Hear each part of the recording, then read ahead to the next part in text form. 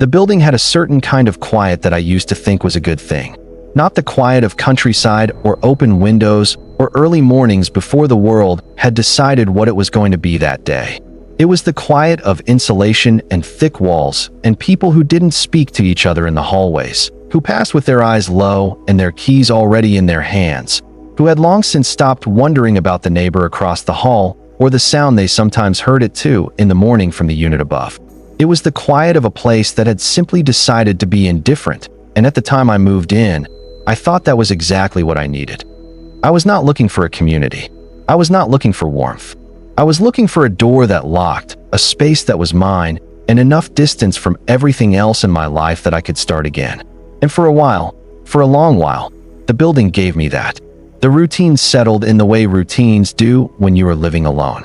The same alarm, the same light over the stove, the same coffee cup in the same position on the counter, the same route down the hallway to the elevator, the same scan of the mailboxes in the lobby before I left for work every morning. Small things, repeating things, the kind of life that doesn't announce itself. I told myself that was fine. I told myself that stability felt like this, a little gray around the edges, a little hushed, but solid. And then one morning, I opened my front door, and there was a photograph lying on the floor outside it. And I told myself it was nothing. I told myself it had probably slipped under someone else's door and the draft had moved it. I told myself a lot of things. But what I remember most clearly, even now, even after everything that came after, is the way I felt in that first moment before I had told myself anything. Before the explanations arrived, the feeling was not curiosity. It was not confusion. It was something quieter than either of those. A recognition I couldn't justify. A sense that something had changed, and that the change had been coming for a long time, and that the photograph on the floor of my hallway was not the beginning of anything. It was just the first moment I had been forced to look. I had lived in the building for about 14 months before the first photograph appeared. I want to be precise about that because the timeline matters, or at least it came to matter later, in ways I hadn't anticipated. 14 months. Roughly 420 days of mornings and evenings and nights spent in that apartment on the 6th floor of a building that had 7 floors and 32 units, and a lobby that always smelled faintly of the cleaning product the maintenance staff used on the tile. Something citrus and chemical together, not unpleasant exactly, but unmistakably institutional. The kind of smell that told you the space was maintained rather than lived in. The building was called something on the lease, a name I won't use here because names don't matter, and because the building I am describing could be any building, could be yours, could be on a street you have walked down without ever wondering what was happening inside. What matters is the layout, the feel of it, the particular texture of the place that I had spent 14 months learning without ever fully deciding to. The hallway on the 6th floor was long, 10 units on each side, facing each other across a corridor that was wide enough for 2 people to pass without touching, but not wide enough to feel spacious. The carpet was a dark burgundy that had faded in the center from years of foot traffic to a kind of dusty rose, and the lights overhead were those long fluorescent strips that flickered sometimes at the far end of the hall, near the stairwell door, in a way that was never quite alarming enough to report, but never quite ignorable enough to stop noticing. My apartment was 6C, which was the 3rd unit on the left side coming from the elevator. From my door, I could see the elevator doors and the first 2 units on my side, and if I stepped slightly into the hall, I could see all the way to the stairwell. I mention this because it is relevant. I mention it because later I would stand in my doorway many times, trying to figure out what I could and could not have seen, trying to reconstruct the sight lines, trying to understand how something that happened in that hallway could have happened without me knowing. My neighbors were, in the most literal sense, strangers. I knew some of them by sight.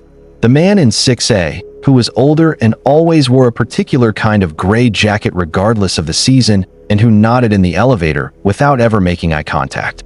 The woman in 6E, who had a dog, a small dark-colored terrier that I heard sometimes in the early mornings, a brief staccato of barking followed by quiet.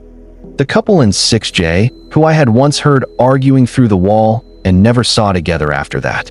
These were the edges of their lives as they passed through mine, not connections, just presences. I did not know any of their names. I had not made an effort to learn them, and at the time, that seemed fine. That seemed like exactly the kind of life I had chosen. I had moved to that building after the end of something I didn't want to name yet. It doesn't matter what it was. What matters is that I had needed a clean space, a space with no residue of anything, and the apartment at 6C had offered that. It was a one-bedroom on the inner side of the building, which meant no street view, just the interior courtyard, a narrow rectangle of concrete with 2 benches and a single tree that had been planted at some point and had since grown into something untidy and leaning, its branches pressing against the courtyard walls in a way that suggested it had always been trying to get out. I liked the apartment. I liked the way the light came through the bedroom window in the early afternoon, slanted and warm. I liked the kitchen, which was small but functional, and the bathroom, which was old-tiled but clean. I liked the quiet and the insulation and the sense of separation from the world that I sometimes felt standing in the living room at midnight with all the lights off, just existing in a space that no one else could enter without my permission. That sense of security, that very specific and deliberate sense of having a boundary between myself and everything else. It is almost too easy to see it now. Looking back, the particular kind of peace I had built was the kind built on the assumption that the outside world would stay outside, that what I couldn't see couldn't touch me. And I think part of what made the first photograph so disorienting was not the photograph itself, but the way it had appeared on the wrong side of that boundary. It had not knocked. It had not asked. It had simply arrived in the space that I had decided was mine, and it had been there before I opened my eyes that morning. And that meant that whatever the photograph was, or wherever it had come from, it had gotten closer to me than I had allowed anything to get in 14 months. Let me describe the first photograph, because I have thought about it so many times since then that I can describe it in a way that might seem practiced, might seem like the kind of description you prepare when you know a story is coming. But I want to be accurate. I want to be as close to what I actually saw as I can get, without the layers of interpretation that accumulated afterward. It was a standard photograph, 4 inches by 6 inches, printed on glossy paper, the kind that comes from a drugstore kiosk or an online service, not the thick matte paper you get from a professional printer. The image itself was taken outdoors. I recognized the location immediately. It was the front entrance of the building, the short concrete stairs leading down to the sidewalk, the 2 iron railings on either side, the glass door with the building number etched into it that I passed through every morning and every evening. In the photograph, I was walking down those stairs. My back was to the camera. I was wearing the gray coat I wore most of that winter, the one with the slightly frayed collar that I had kept meaning to replace, and I was carrying the bag I took to work, slung over my right shoulder. My head was slightly down, the way it is when you are walking without any particular awareness of being observed. The photograph was taken from behind me and slightly above, which would have put the camera somewhere above the door, perhaps from the small decorative ledge above the entrance, or from the window of the unit on the first floor that faced the front of the building. I don't remember the exact angle. I just remember that it was behind me, and that I hadn't known anyone was there. And I remember that the light in the photograph looked like morning light. The particular quality of early winter morning light that is flat and pale and makes everything look a little like it has been drained of color. Which meant the photograph had been taken in the morning, on a day when I had gone to work, on a morning like any other morning, and someone had been standing somewhere above me with a camera, and I had walked past not knowing. I picked it up. That's the first thing I did. I bent down and picked up the photograph and stood in the doorway of my apartment in my bare feet and the clothes I had slept in, and I looked at it. I turned it over. The back was blank. No writing, no label from a print service, no date stamp. Just the white backing of a glossy photograph and the faint texture of the paper against my fingers. I looked back at the hallway. It was empty, as it almost always was at that hour. The elevator doors were closed. The lights were steady. The burgundy carpet stretched away in both directions without any sign that anyone had recently walked on it. I looked at the gap under my door, which was wide enough to pass a piece of paper through, but probably not wide enough for a standard photograph without tilting it slightly. And I thought, someone had knelt in front of my door and pushed this photograph through in the night, or had slid it carefully, tilted at an angle, across the threshold. Or someone had left it propped against my door, and when I'd opened the door it had fallen inward and landed on my floor. I went with that explanation. I chose it because it was the simplest, and because I was still half asleep, and because the only alternative, that someone had been specific enough about my door to kneel in front of it, felt more like a conclusion than I was ready to reach before coffee. I set the photograph on the kitchen counter and made my coffee, and I stood looking at it while the coffee brewed. I was not calm exactly. I was in that particular state of forced calm that you manufacture when something has unnerved you, but you have not yet decided whether it deserves to be unnerving. I kept looking at the photograph and trying to find the ordinary explanation for it. A neighbor's photo that had been misdelivered somehow. Someone dropping their prints in the hallway, and one of them sliding under my door.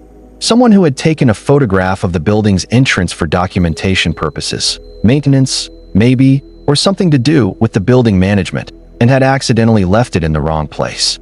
I tried all of these and none of them fully resolved the particular quality of the unease I felt looking at the photograph, because none of them accounted for the specific detail of me in it. Of my back, my coat, my bag. That specificity. The fact that out of all the frames that could have been printed from whatever larger set of photographs this came from, this particular frame had been printed, and this particular frame had ended up outside my door. I went to work. I left the photograph on the kitchen counter.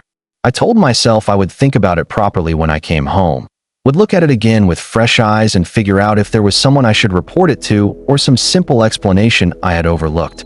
I told myself it was the kind of thing that would seem obvious once I had more sleep and more context.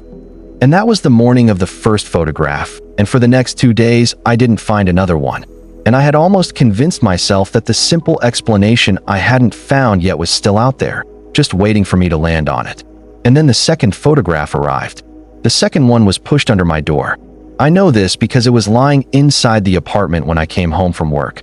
I had not been home all day, and I had definitely not left a photograph on my floor before I left, so it had arrived sometime between 7 in the morning and 6 in the evening on a Wednesday. Someone had knelt in front of my door in the middle of the day and slid a photograph under it. That was not a misdelivery. That was not an accident. That was a specific, deliberate act. And standing there in my coat with my bag still on my shoulder, looking down at the photograph on my floor, I knew that I had moved past the zone of simple explanations. I picked it up. This one was taken from a different position than the first.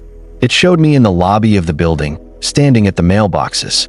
I was facing slightly away from the camera, but my profile was visible, enough to recognize me clearly, enough to see the expression on my face, which was the blank and slightly distant expression of someone sorting through mail without really looking at it. The shot was taken from somewhere near the building entrance, possibly from outside through the glass door, or from the corner near the elevator where there was a fire extinguisher mounted to the wall and a small alcove that I had never paid much attention to.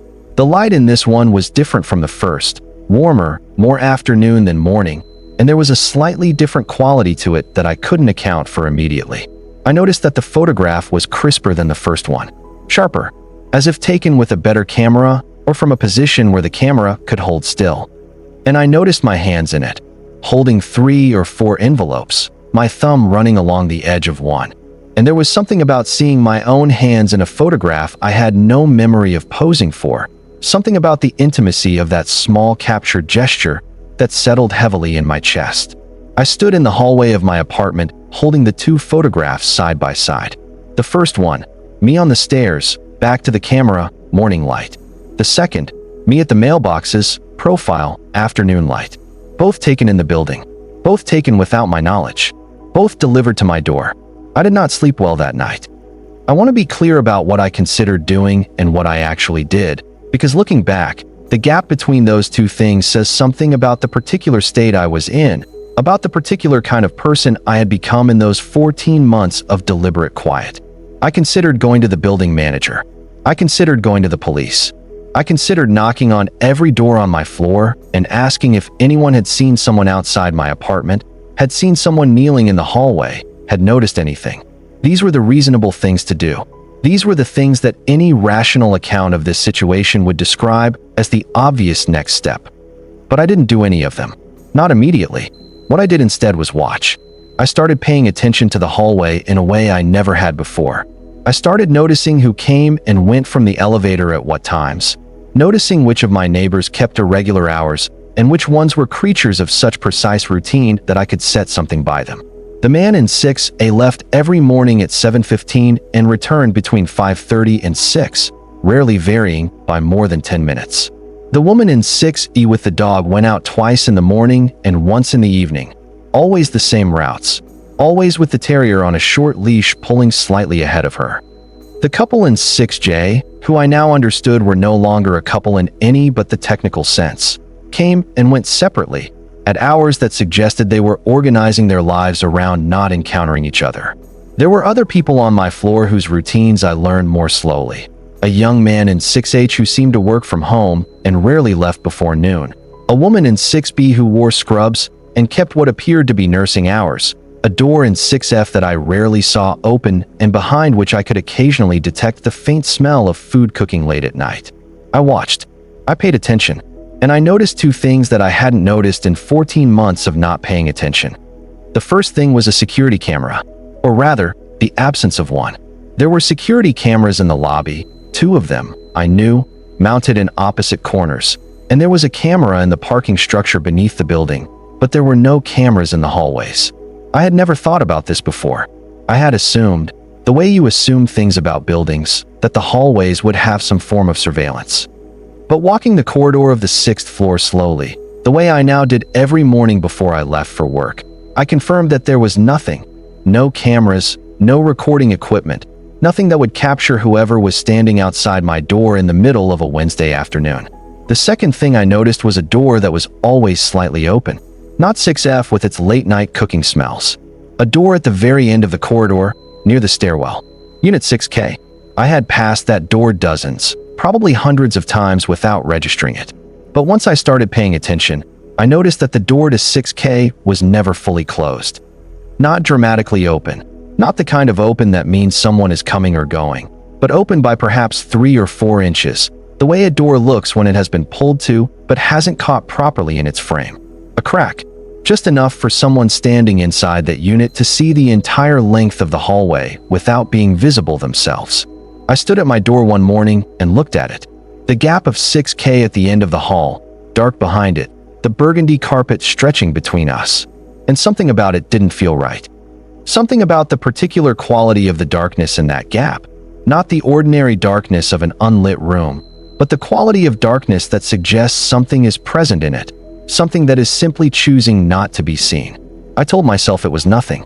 I told myself a door that doesn't latch properly is one of the most ordinary things in the world, that a busy maintenance crew and aging hardware will account for half the things that seem mysterious in any old building. I told myself this, but I kept looking at that door, and I had the distinct and uncomplicated feeling that whatever was behind it was looking back. The third photograph came on a Saturday morning.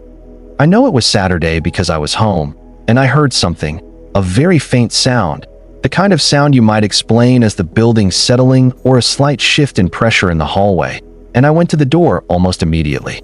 I opened it within seconds of hearing the sound, and there was the photograph, lying on the floor of the hallway just outside my door, as though it had been placed there very recently and very carefully, not slid under the door this time, but left in the open, face up, centered in front of my threshold with a precision that seemed deliberate. I looked up and down the hallway. Empty. The elevator doors were closed. The floor indicator showing the elevator was currently on the lobby level. The stairwell door was closed. There was no one in the corridor. I looked at the photograph. This one was different from the first 2 in a way that settled in my chest differently. Heavier, harder to dismiss. The first 2 had been taken in shared spaces of the building, spaces any resident or visitor might find themselves in. The lobby, the entrance stairs. This one was taken in the interior courtyard, and I was in it. Standing at one of the 2 concrete benches, my face turned slightly upward, my eyes apparently closed.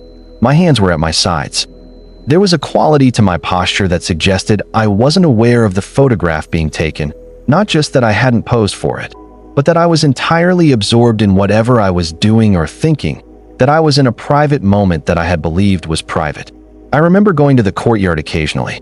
It was not something I did often. The courtyard was not a pleasant space, not really, with its single leaning tree and its concrete benches that were cold most of the year, but sometimes in the evenings I would go down there to get away from the contained air of the apartment, just for a few minutes, just to feel something slightly different. I remembered going there in the fall. I didn't remember this specific moment in the photograph, but I recognized the light, which was the low amber light of late afternoon, and I recognized the way I was standing, the particular posture of someone who has stepped outside to think and has not resolved anything yet. The photograph was taken from above and to the left. The courtyard was enclosed on 4 sides by the building. The courtyard-facing windows of the interior units looked down into it from all 4 walls, 6 floors of windows, any one of which could have provided the angle in this photograph. I counted windows, tried to narrow the angle. The photograph had been taken from high up, 4th or 5th floor, maybe, and from the south-facing wall, which was the rear of the building. I went inside. I stood in the elevator. I thought about the south wall of the building, the interior-facing units, and which floors might produce the angle in the photograph. And I thought about 6K, which was at the far end of the north-facing corridor and therefore faced the courtyard through its interior window. I thought about that door that was always slightly open. And I thought about the fact that whoever had taken the 3rd photograph had taken it from an elevated interior window and had left the print outside my door within what felt like minutes. Which meant they were in the building. Which meant they were close. I went to the building manager on the Monday after the 3rd photograph. I brought the photographs with me in a manila envelope, all 3 of them, in the order I had received them. The building manager was a woman named something I won't use, who had an office on the ground floor near the mailboxes, a small room with a frosted glass door that was usually open during business hours.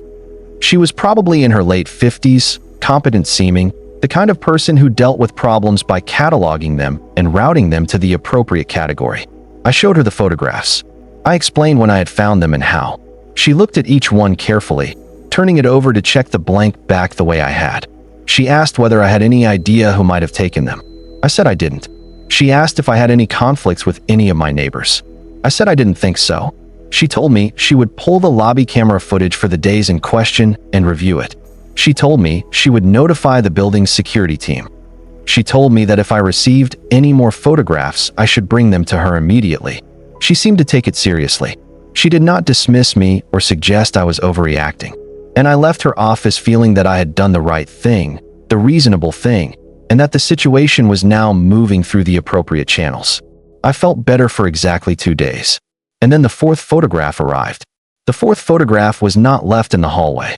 It was not pushed under my door. It was not left in the courtyard or the lobby or anywhere in the common spaces of the building that I had so far been cataloging in my mental map of the photographer's geography. The 4th photograph was inside my apartment. I found it on Tuesday evening when I came home from work. It was on my kitchen counter, propped against the base of the coffee maker, facing the kitchen door as though positioned for me to see it when I walked in. I had locked my door that morning. I was certain of this, not the false certainty of someone who thinks they remember, but the genuine, confirmed certainty of someone who had recently become very deliberate about things like locking doors. I had tested the lock after pulling the door shut. I had listened for the click. I had tried the handle. The door had been locked, and yet the photograph was inside. And it was not a photograph of the hallway, or the lobby, or the courtyard. It was a photograph of my bedroom, taken through the window, looking in. At night, I was in the bed, asleep, a shape under the covers in the dark. The image was grainy the way photographs taken through glass at distance tend to be, especially at night. But it was recognizable. The corner of the room with the bookshelf, the outline of the window frame, the particular texture of the bedding I used, the shape of me lying there in the dark, not knowing. My bedroom window faced the interior courtyard. It was on the 6th floor. The photograph had been taken from outside the window, which meant it had been taken either from a window on the opposite side of the courtyard from a higher floor, 7th floor, the top of the building, or from outside the building itself, from a position that would have required someone to have access to the roof, or to somehow be elevated at courtyard level above the 6th floor. And then it had appeared inside my apartment, which meant whatever the photograph was, wherever it had been taken from, someone with access to my apartment had placed it there. I did not sleep in that apartment that night. I called a friend, not someone I had maintained a close relationship with in those 14 months of deliberate quiet, but someone whose voice I knew well enough to trust, someone who didn't ask too many questions when I said I needed a place to stay for a couple of nights. And the next morning, I went back to the building manager. She had pulled the lobby footage. She showed it to me on a monitor in her office. 2 days of lobby camera recordings, both covering the days when photographs had appeared. The footage showed everyone who had entered and exited the building through the main entrance. It showed residents, delivery drivers, a visiting repair person for one of the units, the mail carrier. It showed me leaving and returning. It showed the routines I had already mentally cataloged playing out on screen in accelerated form. The man in 6A at 7:15, the woman with the dog and the terrier, the night shift nurse from 6B. And it showed nothing that could account for the photographs. No one with a camera that I could identify as belonging to a person who didn't live in the building. No one behaving in a way that looked out of place. The building manager looked at me after we had watched the relevant sections and said that she hadn't found anything. She said it in the way people say things when they are beginning to have doubts about the person sitting across from them. Not openly, not unkindly, but with a slightly elevated quality of carefulness in the words, the kind of carefulness that means someone is managing a conversation rather than having one.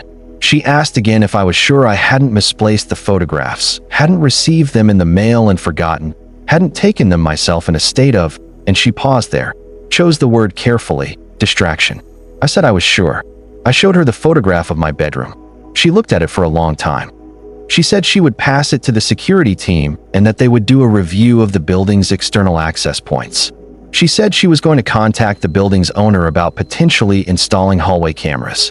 She said I should consider calling the police. I said I already had, because I had, the night before, from my friend's apartment, a brief and unsatisfying call to a non-emergency line that had produced a case number and little else. The officer I had spoken to had been pleasant, but had conveyed clearly that a series of photographs left in a hallway, even one placed inside an apartment without obvious signs of forced entry, occupied a difficult category for police resources. Not nothing, but not quite enough, yet, to mobilize more than a report. I left the building manager's office and stood in the lobby for a moment, the manila envelope under my arm, feeling the particular texture of a problem that no one else can fully see. The photographs were real. The invasion was real. The person who had gotten inside my apartment was real. But the evidence was, so far, a series of glossy prints on a kitchen counter and 2 conversations that had produced no answers. I took the elevator back up to the 6th floor. I stepped out of the elevator and looked down the corridor.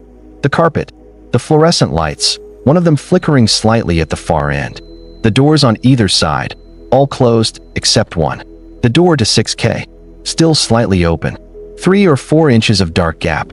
I stood in the hallway and I looked at it. And then I did something I hadn't done before. I walked toward it. I want to describe what I found, and I want to be precise about it, because I have replayed this moment many times, and I want to be accurate about the sequence, about what I saw first and what I understood second, because those 2 things did not arrive at the same time. I walked to the end of the corridor, and I stood in front of the door to 6K. At close range, I could see that the door was not malfunctioning. The latch was not stuck or broken. The door had simply not been pulled all the way closed. Someone had pulled it to without fully closing it, or someone had propped it open deliberately. I could see nothing through the gap. The interior of the unit was dark enough that the 3 or 4 inches of visible space showed me only shadow. I knocked. I knocked twice, waited, knocked again. Nothing. No sound of movement inside. No voice. No footsteps. The unit was either empty or occupied by someone who had decided not to respond. I stood there for a moment, and then I pushed the door open. I want to be clear that I am not describing this as a brave or a rational act. It was neither.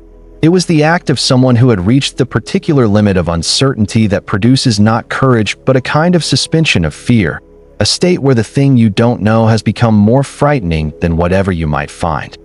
I pushed the door open and I stepped inside. The apartment was empty. Not temporarily empty. Not the emptiness of someone who has stepped out. It was the emptiness of a space that has been vacated, that has had its furniture removed and its personal effects taken, that retains only the cleaned architecture of itself. There were marks on the walls where pictures had hung. There was a faint rectangle of slightly less faded paint near the bedroom door where a large piece of furniture had stood against the wall for a long time. There were small scuff marks on the kitchen floor near the counter. The apartment had been lived in, thoroughly and recently, and then it had been emptied. And it was facing the courtyard. Of course it was. I walked to the bedroom and I looked out the window. The courtyard was below and directly across from me. 6th floor, north wall, looking south into the narrow rectangle of concrete and the single leaning tree. And the angle from this window to my bedroom window on the south side was almost exactly right. Not perfectly right, The photograph had been taken from slightly higher and more to the right, but close enough that I stood at that window for a very long time, looking across the courtyard at my own bedroom window on the other side. The blinds were down. I had lowered them after the fourth photograph, in the naive way you do things when you are trying to restore a sense of safety by making small adjustments. But in the photograph of me sleeping, the blinds had been up. I had not lowered the blinds until after I found the photograph, which meant whoever had taken the photograph of me sleeping had done so before I knew to lower the blinds. And then they had placed that photograph inside my apartment. And then they had vacated the unit across the courtyard, or someone had emptied 6K, perhaps the building management, perhaps at the same time I had been reporting the photographs, and the door had been left slightly open. I stood in the empty apartment, and I had the very specific and very quiet realization that what I was dealing with was not impulsive or disorganized. It was considered. Whatever had been happening in that building, it had been going on with patience and with intention, and the person responsible had been careful enough to leave no obvious trace in the lobby footage and deliberate enough to access my apartment without forcing the lock. And I had the further realization, standing at that window looking across at my own bedroom, that the photographs I had found so far were not the first ones taken. They were just the first ones I had been meant to find. I started looking into the building after that, not in an organized way at first, not with a specific question in mind, but in the way you start pulling at a thread when you don't know where it leads, but you know you need to know. I requested the full history of Unit 6K from the building manager. She was reluctant. Tenant information was confidential, but I framed it as a safety concern, referenced the photographs, the bedroom window, the angle. She confirmed that 6K had been vacated approximately 6 weeks before my first photograph had arrived. The previous tenant had moved out without incident, and the unit had not yet been released. She said there was nothing unusual about the tenant or the departure. I asked her the tenant's name. She said she couldn't tell me that. I asked if I could see the unit officially, with her, to confirm what I had already seen on my own. She agreed to show me the unit the following day, and when she did, she confirmed what I already knew: vacated, cleaned, no personal effects remaining, no evidence of anything unusual. She did not ask me how I knew the layout of the apartment or why I had described the courtyard view so specifically in my request. I was grateful she didn't ask, because I was not sure I wanted to explain that I had pushed open the door of an empty unit and walked through it alone. I went home and I sat at my kitchen table with a notepad, and I made a list of things I knew. 1. Someone had been photographing me for at least as long as I had been finding photographs, which meant for the period leading up to the first photograph. How long? I didn't know. 2. The photographs had been taken from multiple positions, some public, some requiring access to private spaces. 3. At least one photograph had been placed inside my locked apartment. 4. The former tenant of 6K had vacated approximately 6 weeks before the first photograph appeared and had had a window with a direct line of sight to my bedroom. 5. The lobby footage for the days in question showed nothing that could explain how the photographs were delivered. I looked at that list for a long time, and then I started thinking about the photograph of my bedroom. The one taken at night, through the window, with me asleep. Taken from a position that was very close to the angle from 6K's bedroom window. Taken before I had lowered my blinds. Taken, therefore, before I had any reason to believe anyone was watching. The photograph had been taken at night. At some point during the night, when I was asleep and the courtyard was dark. But the photographer couldn't have stayed in 6K. The unit had been vacated 6 weeks before the first photograph arrived, which either meant the photographs had been taken months earlier and then kept, taken while the tenant of 6K was still in residence, or someone had access to the vacated unit. I went back to the building manager. I asked about access to the vacated unit. Who had keys? She said the standard keys, her office, the maintenance team lead, and the building owner's property management company. I asked if any of those keys had been checked out recently, if there was a log. She looked at me with the particular expression that meant she was moving past patient professionalism towards something else, something more cautious, and she said she would check. She checked. She came back to me with a face that had shifted into something that looked almost like concern, not the managed concern of someone doing their job, but genuine. She said the key to 6K had been checked out from the maintenance office 3 weeks ago by a member of the maintenance staff for a routine inspection and had not been returned. She said the staff member in question had left the building's employ about 2 weeks after that, and the key had not been among the items returned at departure. She said this was unusual but not unheard of, and that she had flagged it with the property management company. She said she would arrange for the lock to be changed. I asked for the name of the former maintenance employee. She said she couldn't give me that. She said the same thing she had said about the former tenant of 6K, but her face said something different.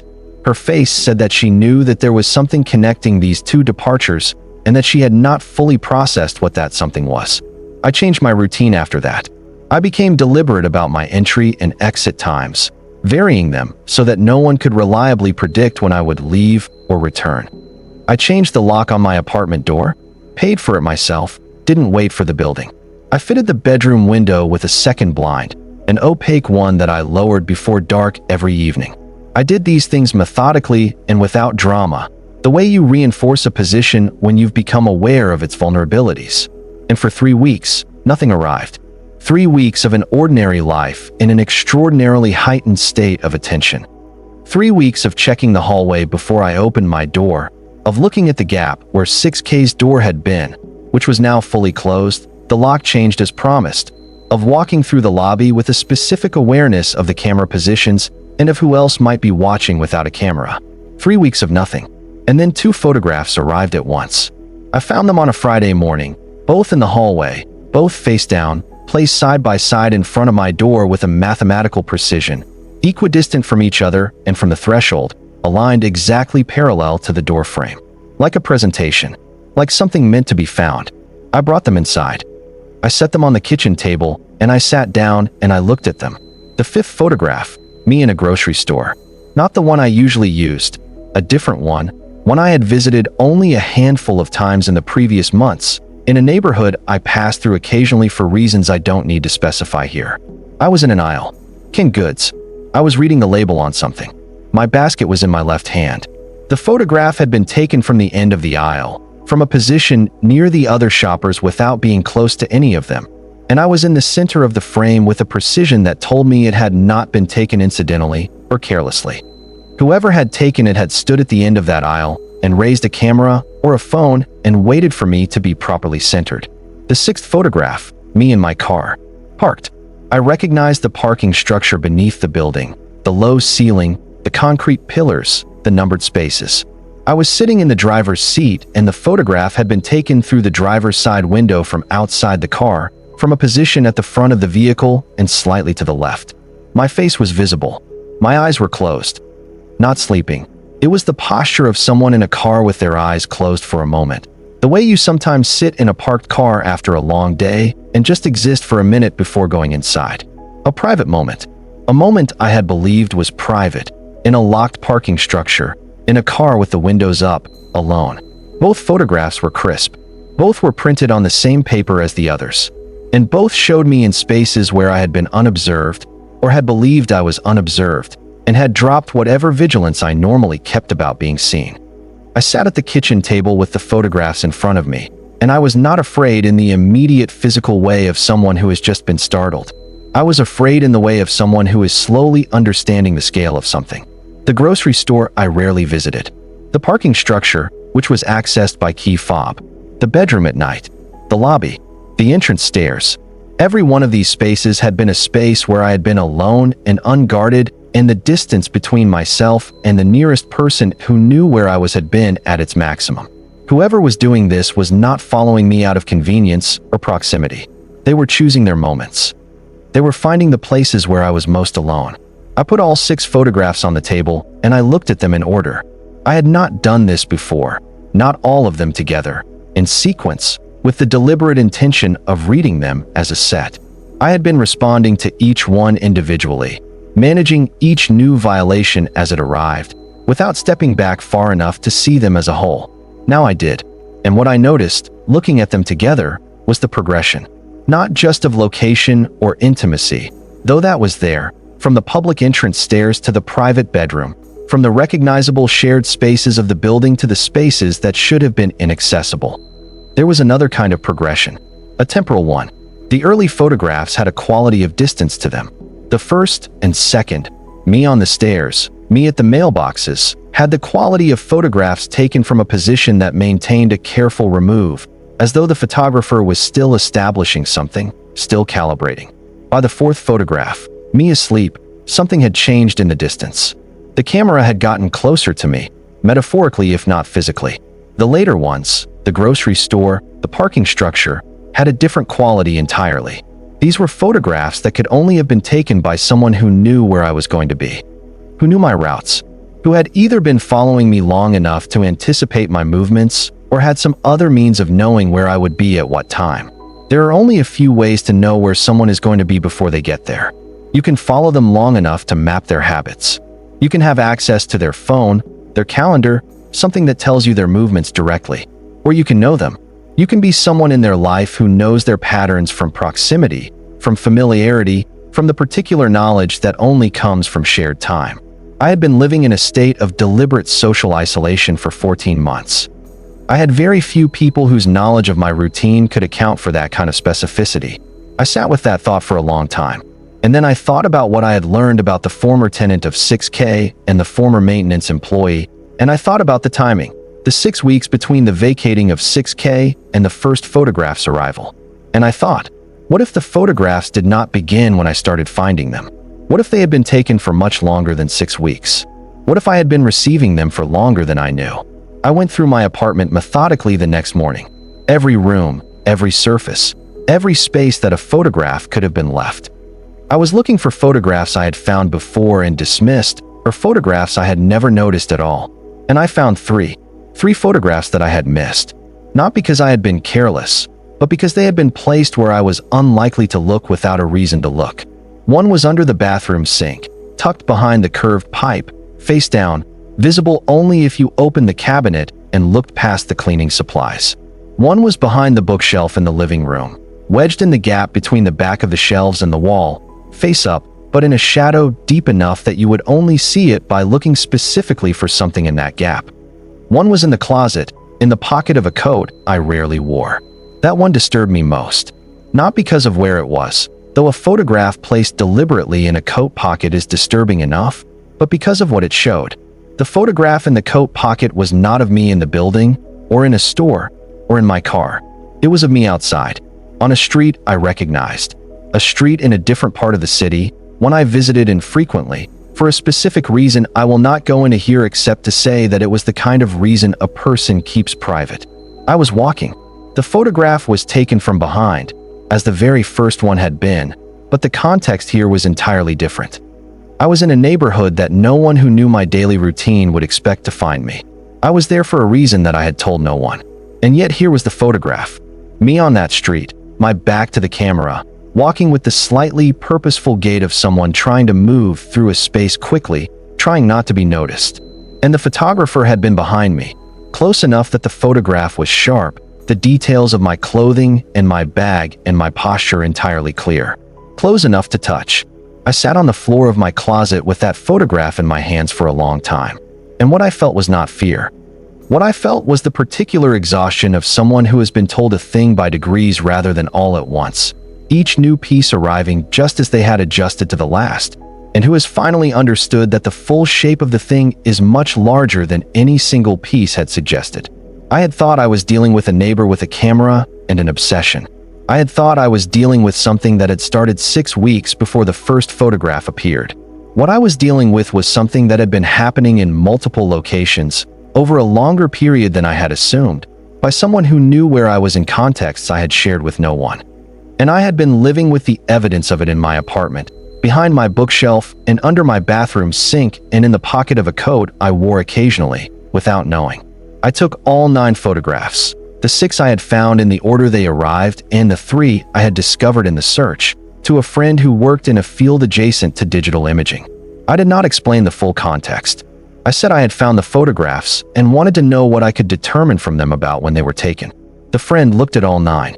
She examined the prints, the paper, the ink distribution, the edges, and she said they had been printed on a consumer-grade photo printer, probably within the last 3 months, but that didn't tell us when the photographs had been taken, only when they had been printed. To know when they had been taken, we would need the original image files, which would contain metadata. I didn't have the files. All I had were the prints. But she said something else that I had not considered and that I couldn't stop thinking about afterward. She said she could tell the photographs had not all been taken at the same time or even in the same season.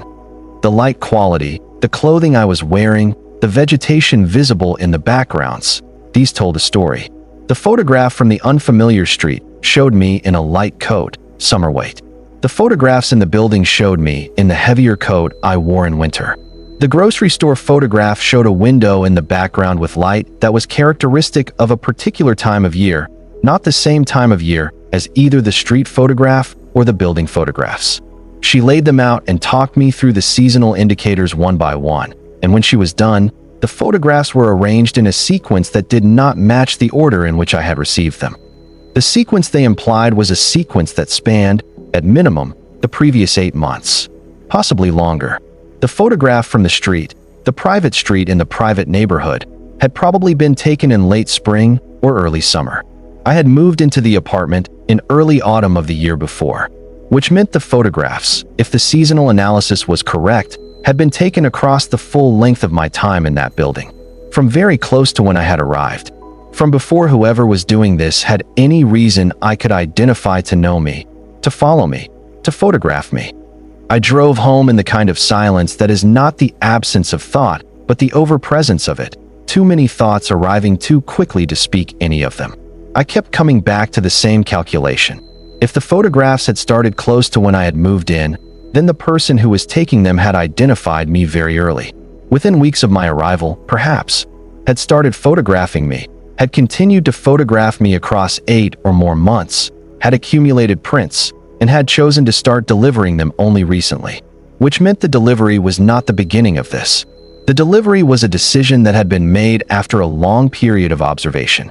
Someone had watched me for 8 months and then decided to let me know they had been watching. That was not impulsive. That was not the behavior of someone acting on a sudden impulse or a temporary fixation. That was planned.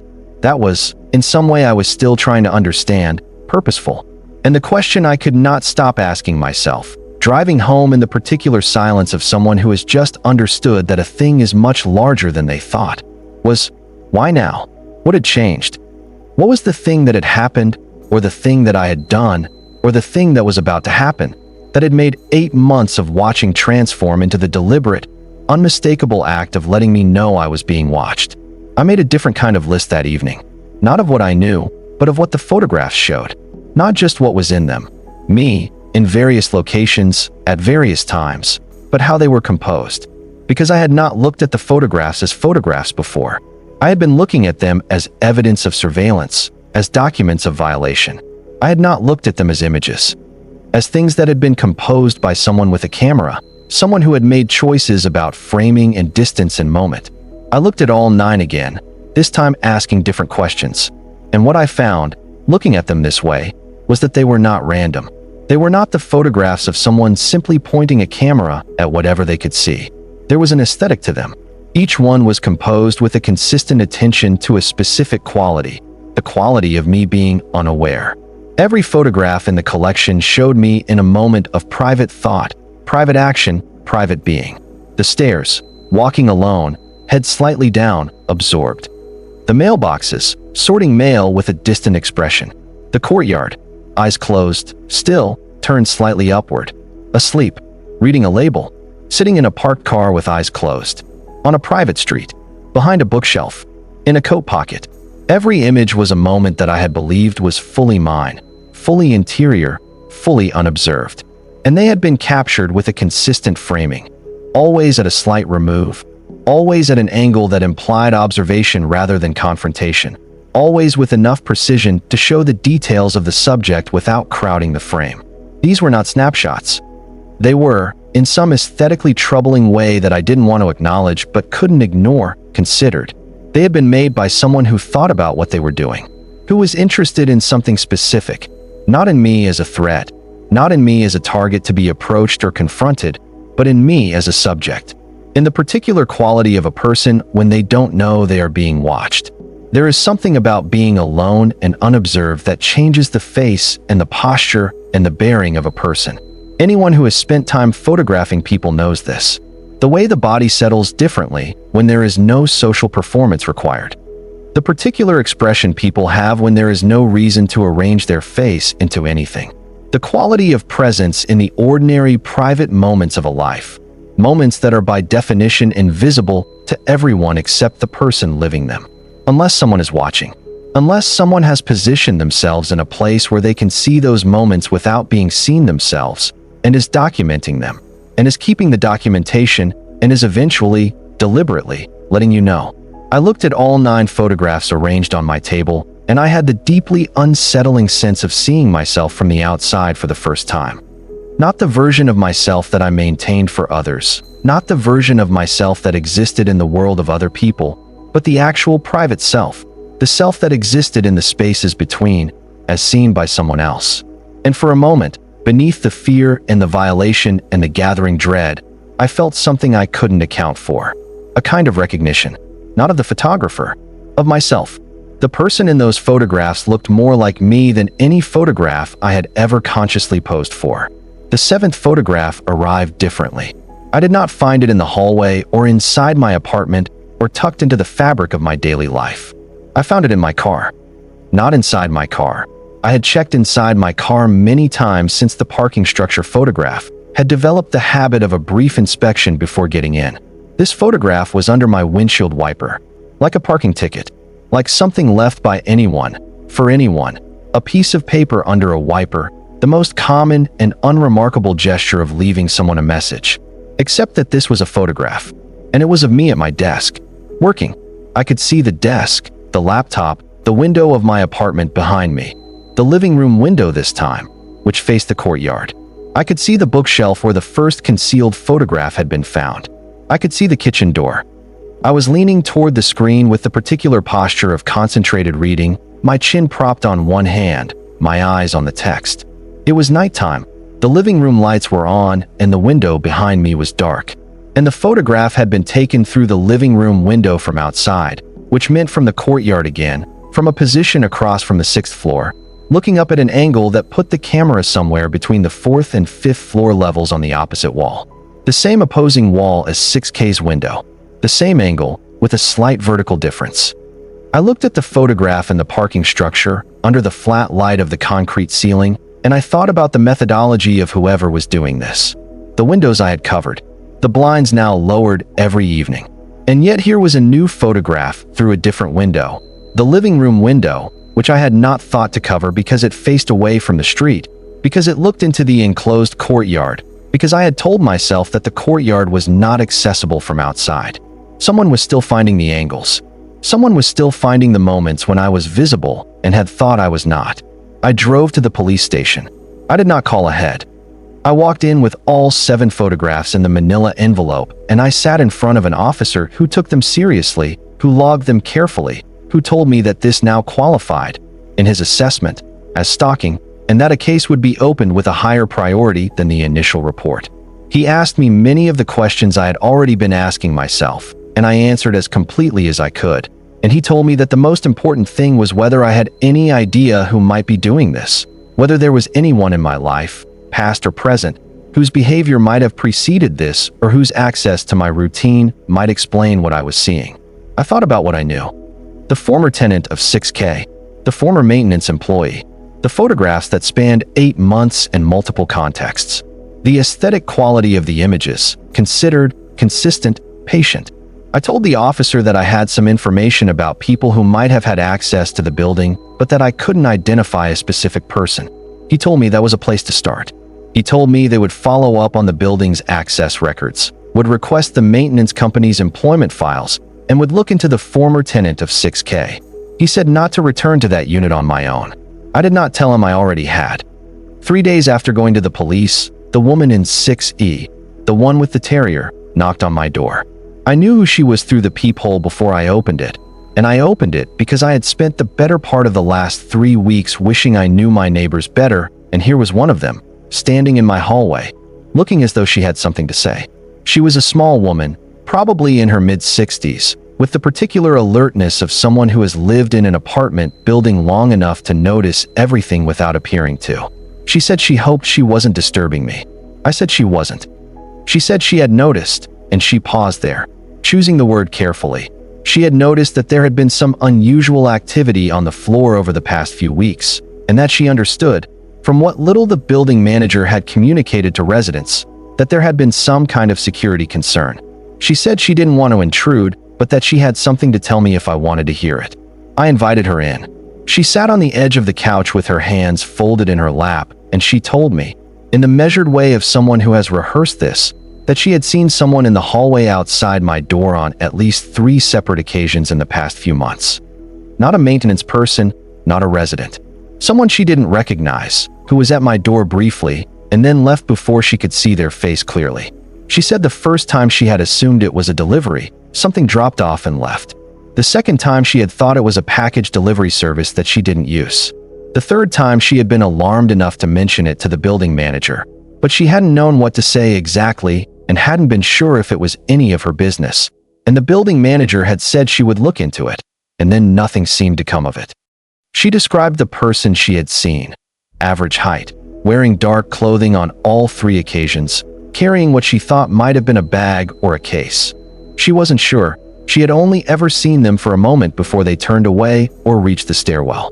She said the third time she had seen them, they had been standing at my door for longer than the first 2 times. Just standing. Not knocking, not sliding anything under the door. Just standing.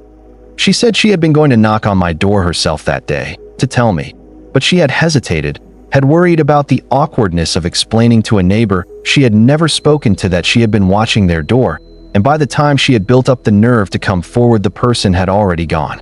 She had described the third occasion as having happened approximately a week before the 4th photograph appeared. I thanked her. I asked if she had noticed anything about the person's face, their gait, anything identifying.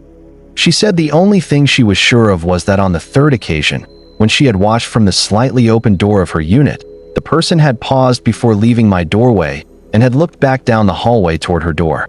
Not specifically at her. The angle was wrong for them to have known she was watching, but the pause had unsettled her, because it was not the pause of someone who had forgotten something or was deciding something practical. It was the pause, she said, of someone listening, of someone checking whether the hallway was quiet, whether the act they had just performed, standing at my door, placing something, standing again, being there, had been witnessed. And she said something about the way they had turned their head in that pause, not fully toward her, just slightly, had made her feel, in a way she couldn't fully explain but was very sure of, that they knew the building. Not as a visitor knows a building, as a resident knows it. As someone who has been in it long enough to know which doors are likely to open and which lights flicker and which sounds the hallway makes when someone is walking on the carpet at 1 in the morning. The police found the former maintenance employee. They were, in the language of the detective who called me 2 weeks after my visit to the station, a person of interest, which is the careful phrasing used for someone who has not been charged, but whose circumstances intersect with a situation in ways that warrant attention. He had been employed by the building's maintenance company for 11 months. He had left without giving a full 2 weeks' notice, citing personal reasons. The key to Unit 6K had not been returned because, according to his former employer, he had claimed he didn't have it, that it had been lost during his tenure, which was unusual but not impossible. The detective told me that when they had spoken to him, his account of his time at the building had been consistent with his employment records in most respects, but that he had no clear explanation for several things, including the whereabouts of the key and his movements on the specific dates relevant to the investigation. He had been photographed entering the building on the lobby camera on 2 of the relevant days, the days when the 2nd and 3rd photographs had been delivered. He said he had returned to retrieve some personal items from the maintenance storage area. The maintenance company had no record of authorizing these visits. The detective told me this was being taken seriously and that they were pursuing it further. She said she couldn't give me more details. She said I should continue to document anything unusual and to contact her directly if anything else arrived. I asked about the former tenant of 6K. She paused. She said that the former tenant of 6K had been interviewed and had a clear alibi for the relevant dates. They had been out of state. There were records confirming this, and there was nothing in their history that connected them to the photographs or to me. She said the tenant had been cooperative and had not, as far as the investigation showed, been involved. I asked if the former tenant had reported anything unusual during their time in the building, specifically anything related to the hallway or to Unit 6K's window, or to anything they might have noticed about the space they were living in. The detective paused again, longer this time. She said she was not able to discuss the full content of interviews, but the pause was long enough and the quality of it specific enough that I understood there was something there. Something the former tenant of 6K had said in their interview that was relevant enough to warrant a pause. I did not push further, but I did not stop thinking about it. The 8th photograph arrived while the investigation was active, while the detective was following the maintenance employees' movements and building the picture of what had happened. While I was being careful, varying my routine, keeping my blinds down, paying attention. It arrived on a morning when I had been paying particular attention, when I had been in the state of heightened watchfulness that had become my baseline, and it arrived not in the hallway, not inside my apartment, not under my windshield wiper. It arrived in my mailbox in the lobby, in an envelope. A plain white envelope with my apartment number written on the outside in handwriting I didn't recognize, placed in my mailbox alongside the ordinary mail. The envelope had not been sent through the postal service. There was no postage, no postmark, nothing except my apartment number in black ink on a white envelope. Someone had placed it in my mailbox by hand, which required entering the lobby and accessing the mailbox area. The mailboxes were locked individual compartments, accessible only by personal key, but the general mailbox area in the lobby was not secured from the lobby itself. Anyone who entered the building could approach the mailboxes. I opened the envelope in my apartment. The photograph inside was the most carefully made of all of them. It was printed on the same paper, the same size, but the image had a different quality of light and composition that I recognized immediately as distinguishing it from the others. The others had been practical, surveillance quality, taken from a distance, from an angle of concealment, using the photographer's position of advantage. This one was different. This one was a portrait, or it was structured like a portrait. I was in it. This was still me. This was still the unrelenting subject of every photograph in the series. But this was not a candid. This was not a moment captured without my knowledge. Or rather, it was taken without my knowledge, but it did not look like the other photographs. I was sitting at my kitchen table. My hands were on the table, flat, as though I had set down something I had been holding. My face was turned slightly to the side, and the light, the kitchen light I used at night, the one over the stove, was catching my face at an angle that was, and I recognized this despite everything, beautiful. The kind of light a portrait photographer chooses. The kind of composition a person creates when they are not simply documenting, but making something. The image was framed with the window above the sink behind me, and through the window there was the dark shape of the courtyard below, and the single leaning tree, and the black rectangle of a lit window on the opposite wall of the courtyard. A window I recognized immediately, because it was the window of the unit directly across the courtyard from my kitchen, which was on the 5th floor, which was, I now realized, the angle from my kitchen window that Unit 6K's window had never quite had. A different unit. A different window. A window that was currently lit, that was occupied, that was open in the photograph behind my reflected image, that had a clear sight line to my kitchen table. Someone knew. I sat at my kitchen table that night with the 8th photograph in front of me, and I looked across the courtyard at the lit window on the 5th floor. It was the window of what I estimated, counting floors and positions, to be Unit 5K, the unit directly below the vacated 6K, the unit in the corresponding position on the 5th floor. The window had a light on, and I could see the vague outline of a room beyond it, but from my angle, I couldn't see clearly enough to determine if anyone was standing there or whether the room was empty of people but occupied by light. I sat very still. I had the particular sensation of someone who has been found in a place they thought was hidden, who has looked up and made eye contact with the person who has found them, who has spent a moment deciding what to do with the act of mutual recognition before either party has moved. I was not frightened in the way of a physical threat. I was frightened in the way of someone who has understood something, who has realized that a situation they thought they were beginning, who has realized that a situation they thought they were beginning to understand has simply opened into a new room, one that connects to all the other rooms, but whose door they had not seen until now. I looked at that lit window for a long time. The light was steady, not moving, not flickering. A lamp, probably, or an overhead light in a room where someone had simply left it on while they were elsewhere in the apartment, the way everyone leaves lights on, The way no one arranges their interior illumination with the thought that someone across a 6-story courtyard is sitting at their kitchen table cataloging the windows of every unit that has a line of sight to their own. I told myself that. I told myself the light was nothing, that a lit window at night in a residential building is not evidence of anything, that the angle in the photograph might have been approximate rather than precise, that my count of the floors and the position of the units might have been off by one. I told myself a great many things in the time I sat at that table, and none of them fully resolved the way I felt, which was the way of a person who has been looking for a source and has finally found it and is now sitting with the weight of what that finding means. Because if the 8th photograph had been taken from the window of Unit 5K, and if whoever lived in 5K had taken it, then the investigation I had set in motion, the report to the building manager, the police case, the identification of the former maintenance employee as a person of interest, might have been addressed to the wrong person. Or at least, not the whole picture. I went to bed that night without lowering the kitchen blind. I had been careful with every other window, but the kitchen window was small and high, and I had convinced myself, in the incremental way you convince yourself of things when you are tired of being afraid, that it was not a priority. After that night, I lowered it too. And I started counting floors when I looked out of any window, and I started noting which windows across the courtyard were lit and at what times, and I started a new kind of record, not of photographs that arrived, but of the windows that could have produced them. It was the beginning of a different kind of investigation, one that I conducted alone, at night, with a notepad and the particular concentration of someone who has decided that information is the only thing they have, and they are going to gather as much of it as possible.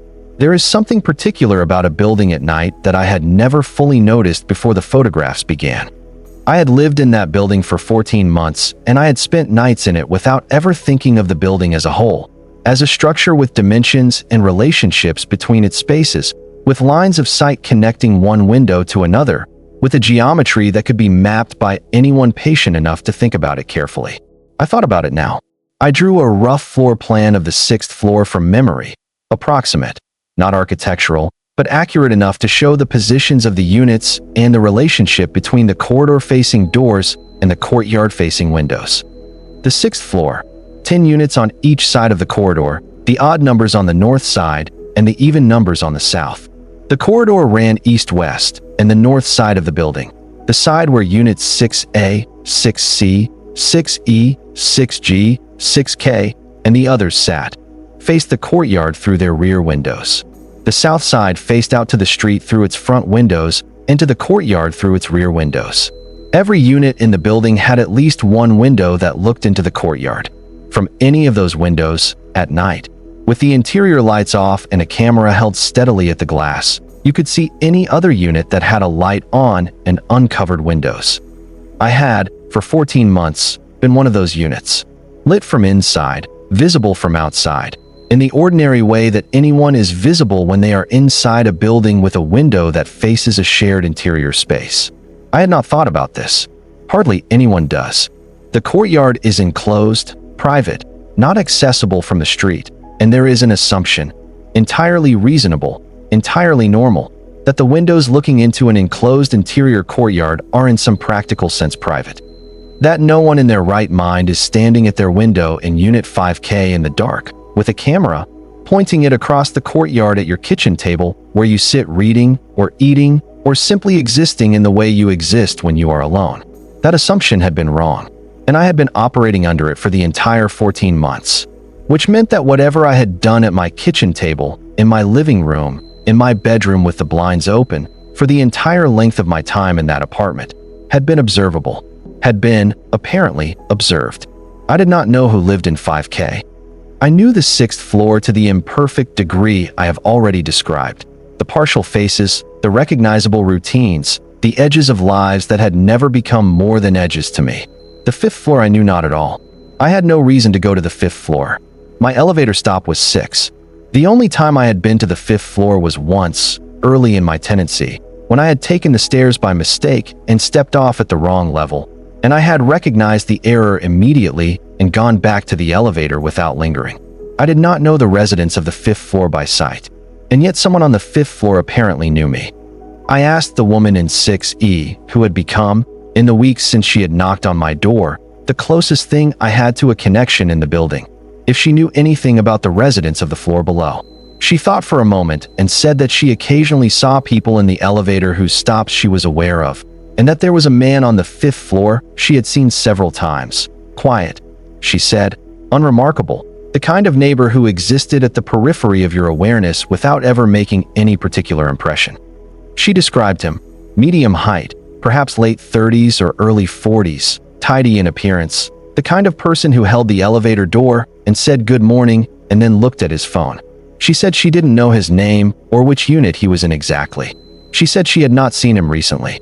She said that as she thought about it, she had not seen him in several weeks, not since roughly the time I had come back from the police station, not since the investigation had presumably begun to move through the building. I made a note of that. The detective I was working with had been focusing on the former maintenance employee.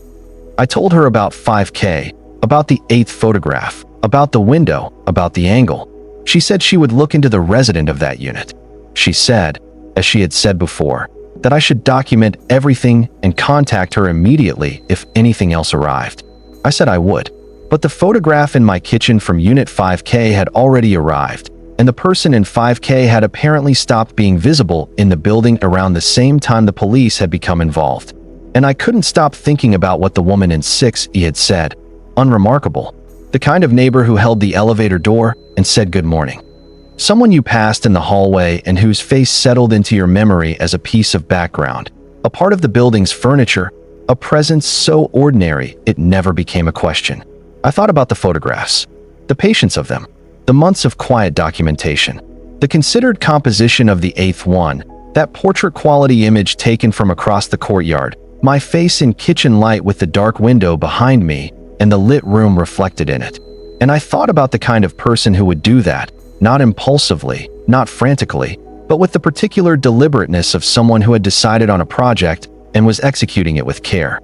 I thought about the word unremarkable, and I thought about how useful that quality would be. How much easier it is to be invisible when you are the kind of person no one looks at twice. The 9th photograph arrived before the investigation reached a conclusion. I found it not at my apartment, but at my place of work, which I had not named in this account and will not name, but which was a building I spent a significant part of each weekday in, a building that had no connection to the residential building on the 6th floor of which I was conducting my increasingly exhausting campaign of documentation and watchfulness. Someone had slipped an envelope under the door of my office. The same kind of envelope as the mailbox one, plain white, my name written on the outside in the same handwriting. Inside, a photograph, me at my desk at work, my office, which had a window overlooking the street outside.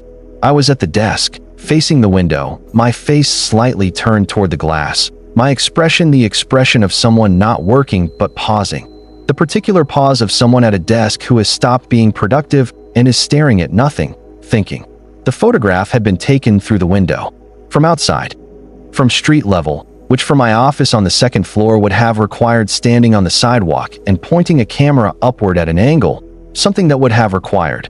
I thought about this, standing below the window line on the outside of the building, perhaps from across the street, using a lens with enough reach to make the shot from distance. A zoom lens, something beyond a phone camera. The same person who could compose a portrait through a courtyard window at night could use a zoom lens on a city street.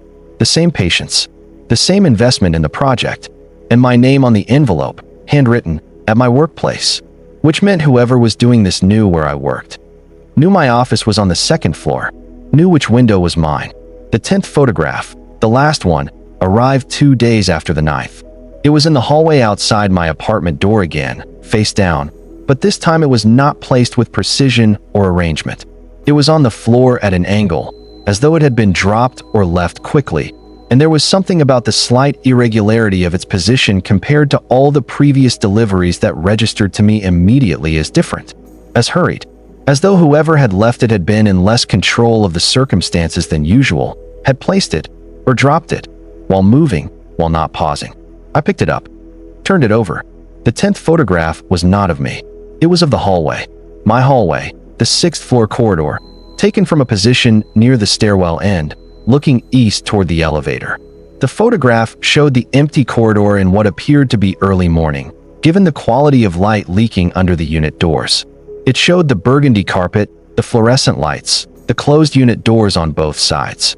It showed my door, 6C, closed, on the left side, with the small brass number mounted at eye level. And it showed me. Not in the way the other photographs had shown me. Not as the solitary subject of a considered image. Not as a private self captured in an unguarded moment. It showed me as a figure at the end of the hallway. Small, distant, standing in my doorway, peering out. Looking, specifically, in the direction of the camera that had taken this photograph, which was positioned near the stairwell. I was looking toward the camera. It was dark enough at that end of the corridor that I couldn't tell, from within the photograph, whether I was looking at anything specific or simply surveying the hallway the way I had begun to do every morning. But from the perspective of the photograph, from the perspective of the person who had taken it from the stairwell end, who had been near that end of the corridor while I was looking out, I had been looking directly at them. And I had not seen them. They had been there. I had looked in their direction. They had been close enough to take a photograph with a resolution that captured the detail of my face across the length of the corridor, and I had not known they were there. I had looked directly at the space they were occupying, and I had seen an empty hallway, which meant they were very good at being invisible. Or they had been positioned in a way that made them invisible. In the stairwell, perhaps, with the door open just enough for the camera, the same way 6K's door had always been open just enough. Just a crack. Just enough to see without being seen. The arrest, if I use that word without knowing the precise legal sequence of events that I was not part of, came 2 weeks after the 10th photograph. The detective called me. She said that the person who had been delivering the photographs had been identified and that an arrest had been made. She said the investigation had led them, through a combination of the building access records, the employment history, and eventually the digital files. They had found the original image files, and those files contained metadata, GPS data, timestamps, to a specific individual. She said the individual was the former maintenance employee, which was the person they had been looking at, but with a significant additional element. The investigation had established that this person had not only maintained access to the building through the unreturned key, but had also resided in it during the period in question, specifically, had been subletting a space informally from the tenant of Unit 5K, who had been cooperating with the investigation. The resident of 5K had allowed the former maintenance employee to use the apartment intermittently, to stay there, to have access to the courtyard-facing windows. Whether this had been done knowingly, whether the resident of 5K had understood the full nature of what the space was being used for, was something the detective said she couldn't discuss with me in detail because it was part of the active investigation. But the connection was established. The former maintenance employee had had access to the building through the unreturned key, had had access to Unit 6K while it was vacated, had been inside it, had used the courtyard window, had had a secondary position in Unit 5K, had known the building in the comprehensive way of someone who had worked in it for 11 months and had never fully left it, had kept photographs, had eventually decided to start leaving them. The detective said the digital files contained significantly more photographs than I had received. Photographs that spanned closer to a year than the 8 months we had estimated. Photographs of me and, the detective said with careful phrasing, of at least 2 other residents of the building. She did not name them. She said the investigation was ongoing. She said I was safe. She said those words specifically, "You are safe." And I understood that she was saying them because she was aware that the full weight of what she was telling me, a year of documentation, other residents, the particular systematic quality of what had been done, was the kind of information that required a specific acknowledgement of what now existed on the other side of it.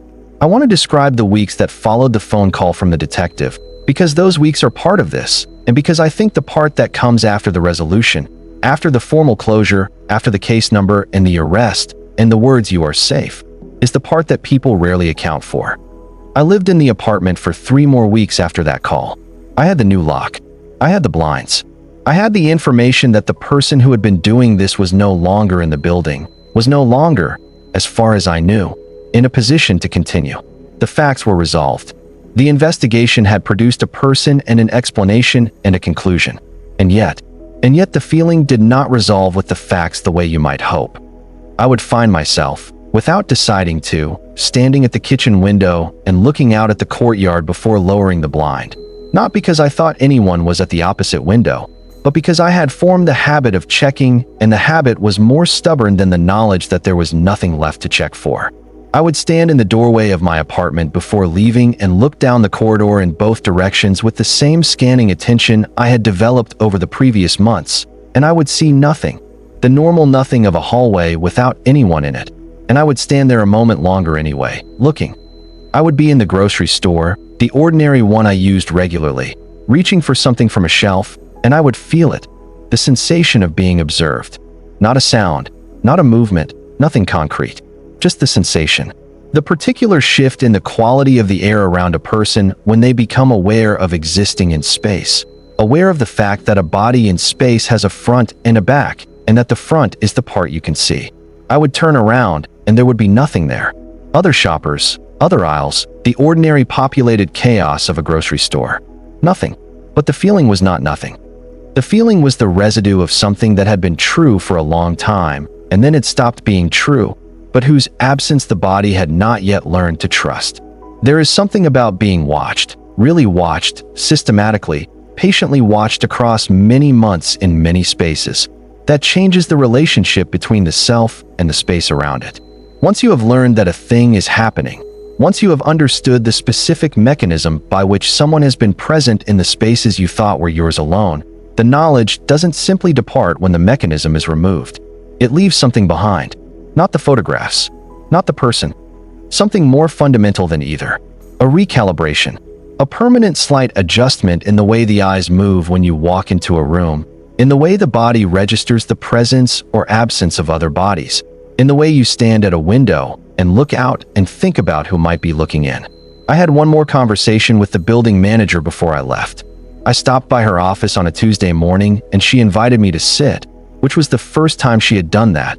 The previous conversations had been conducted standing, in the efficient way of someone managing an issue, not the way of someone sitting with another person. I sat. She asked how I was. I said I was all right, which was mostly true and partly diplomatic. She said she had been authorized by the building's ownership to install cameras in all the hallways. She said this was being done in conjunction with the investigation and the review of the building's security protocols. She said it had been a long time coming, and that she was sorry it had taken this particular set of circumstances to make it happen. I said I understood. She looked at me in the way people look at you when they have something more to say and are deciding whether to say it. And then she said something that I have thought about many times since. She said that in the course of the investigation, the building management had reviewed the employment history of the former maintenance employee and had found that he had worked in 2 previous residential buildings before this one. That in neither of those previous buildings had there been a reported incident, but that on reviewing what records were available, there had been some things, small things, she said, the kind of things that don't rise to the level of a formal complaint, that in hindsight, with context, looked different. A resident in one building who had changed her locks without explanation. A maintenance employee at the second building who had mentioned, to a colleague, that the employee in question spent more time in certain corridors than the job required. Small things. She said she didn't know what to do with the information. She said she was telling me because she thought I deserved to know that what had happened to me was probably not, in the full history of this person, the first time. And that was a different kind of knowledge than I had had before. Not new in the sense of changing the facts. The arrest was still the arrest. The investigation was still the investigation, but new in the sense of contextualizing what had happened. Of making it part of a longer story than I had known about. Of giving me, for the first time, a sense of the full scale of the patients involved. Not months, possibly years. I don't know who the other residents were, the ones the detective had mentioned, the ones whose photographs had been in those digital files alongside mine. I don't know if they were on my floor or on other floors, don't know how long they had been documented or when or how. I know only that they existed, that their private moments had also been kept, that their kitchen windows and their sleeping postures and their unguarded expressions at mailboxes and in courtyards and in cars had also been turned into images and stored in files on a device. The detective had said at least 2, but she had been specific about the at least, which suggested the total number might have been higher than the floor allowed in that phrase. I thought about the building, 32 units across 7 floors, and I thought about 11 months of access, of keys, of interior courtyard windows and vacated apartments with unreturned keys and subletting arrangements, and a person who understood the architecture of the place with the particular comprehensive knowledge of someone who had worked in every unit, who had been in every space, who had seen the building from every angle because the building's maintenance required that he had. And I thought, in 11 months of that level of access to a building of 32 units, how many windows, how many moments, how many private instances of a person being alone and not knowing they were seen. And I thought about the other residents who didn't know, who had not received photographs, who had not been given the particular and terrible gift of knowing that they had been watched, because the person doing the watching had not chosen to tell them, had chosen me, and perhaps one or two others, as the people to tell, had chosen those particular photographs, had chosen that particular deliberate process of escalating delivery. The other residents were, in some way I couldn't account for and couldn't resolve, living in buildings where this had happened to them, and they didn't know.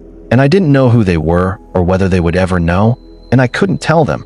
And that was one of the weights I carried out of that building when I left. I moved out on a Friday. I want to describe it without drama because there was no drama in it. It was the ordinary process of boxes and the hired hands who carry them and the elevator making its slow repetitions between the 6th floor and the lobby, the life of an apartment being taken apart and put into a truck. The man in 6A nodded at me in the elevator, as he always had. The woman in 6E came to the door when she heard the movement in the corridor and watched for a moment and then said, simply, that she was sorry I was leaving. I said I was sorry too. The terrier looked at me from around her ankles with the alert attention of small dogs who have not learned to pretend indifference. I carried the last box out of the apartment myself. I stood in the doorway of 6C for a moment, the empty room behind me, the hallway in front of me, the burgundy carpet stretching in both directions, the light steady today, no flicker, and I looked down toward the stairwell end of the corridor. The door to 6K was fully closed. The lock had been changed weeks ago. A new tenant, I had been told, was scheduled to move in the following month. Someone who would put their furniture against the walls and arrange their things and begin to develop the particular relationship with that apartment that comes from repetition, from the accumulation of ordinary mornings and evenings and nights spent in a space that begins to feel like your own. Someone who would look out the courtyard-facing window of 6K and see the building's interior, the tree, the concrete benches, the windows of the units across the way, without knowing what that window had framed before. I thought about that. About the new tenant, who would have no knowledge of any of this, who would settle into the apartment and lower the blinds at night without any particular thought, and who might, occasionally, in the way of people who are new to a space, have the faint and unaccountable sense that the apartment had a history they couldn't access. Most apartments do. Most spaces that people have lived in long enough have layers that don't fully clean away, textures of presence that persist after the physical evidence has been removed. I don't know if that tenant would feel anything. I don't know if the particular history of that unit would leave any residue beyond the paint marks where pictures had hung and the scuff on the kitchen floor. I pulled the door of 6C shut behind me. I stood in the hallway for a moment, listening.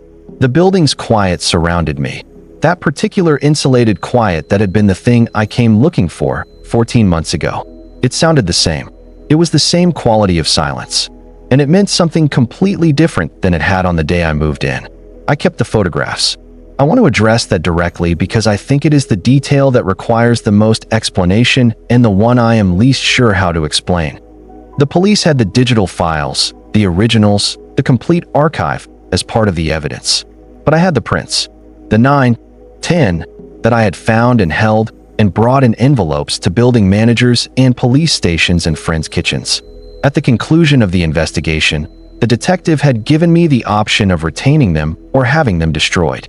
I had said I would let her know, and then I had taken them home and put them in a box and moved them with me when I left the building and had never formally requested their destruction. They were in a box somewhere in storage, and I had not looked at them since the last time I had laid them all out on the table to read them as a set. I don't know why I kept them. I have thought about it, and I don't have a clean answer. Part of it was that the photographs, despite everything, were of me. Images of myself in unguarded moments, composed by someone else, held by someone else for a year. There is something about the ownership of those images that I couldn't resolve by simply handing them to an institution, even the institution of the law. They were taken without my consent and they were kept without my knowledge, and they were used to communicate something to me that I still, even after the investigation and the arrest and the explanation, did not fully understand. And because I didn't fully understand it, I couldn't quite decide that destroying the photographs would be the resolution I needed. They were evidence of a thing that I was still, in some quiet and ongoing way, trying to understand. Not the thing the detective had understood, the crime, the person, the access, the mechanism. That I understood. What I was still trying to understand was something else. What I kept coming back to, in the months after I moved out of that building and settled into a different apartment in a different part of the city and began the slow process of re-establishing the ordinary life that had been altered, was the 8th photograph.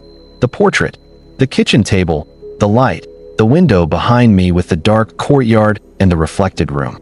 I had said, when I first looked at it, that it was the most carefully made of all the photographs, that it had the quality of something beyond documentation, beyond the surveillance quality of the others, the quality of something made by someone who was not just recording but seeing.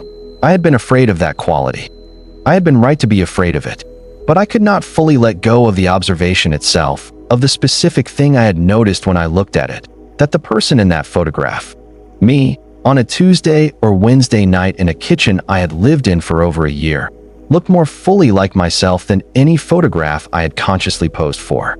And I kept asking myself what to do with that, whether there was anything to do with it, whether the recognition of being seen, even being seen in the worst possible way, without permission, without knowledge, by someone whose intent was not benign, changes something in the person who is seen. Whether the documentation of private self, even taken in the deepest violation of privacy, is in some way the documentation of something real. I did not arrive at an answer I was satisfied with. I am still not sure there is one. And I think that uncertainty, that particular unresolvable thing at the center of what happened, is the part that stayed with me longest. Not the fear, which faded. Not the vigilance, which eased over time. The question, the photograph on the kitchen table, the light from the window, the image of myself that I had not known was being made.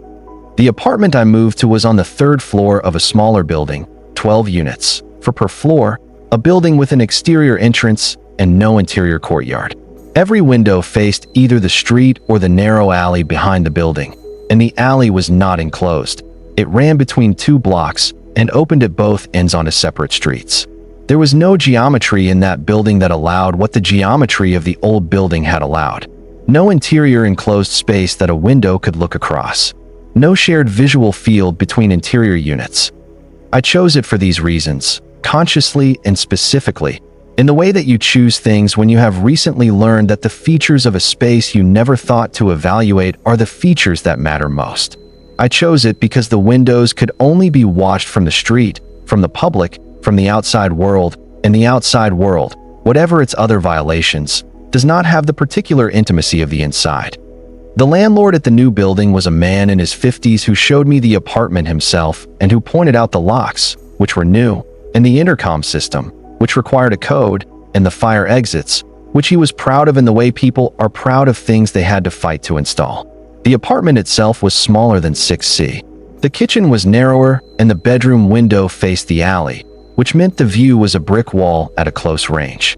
I found this reassuring.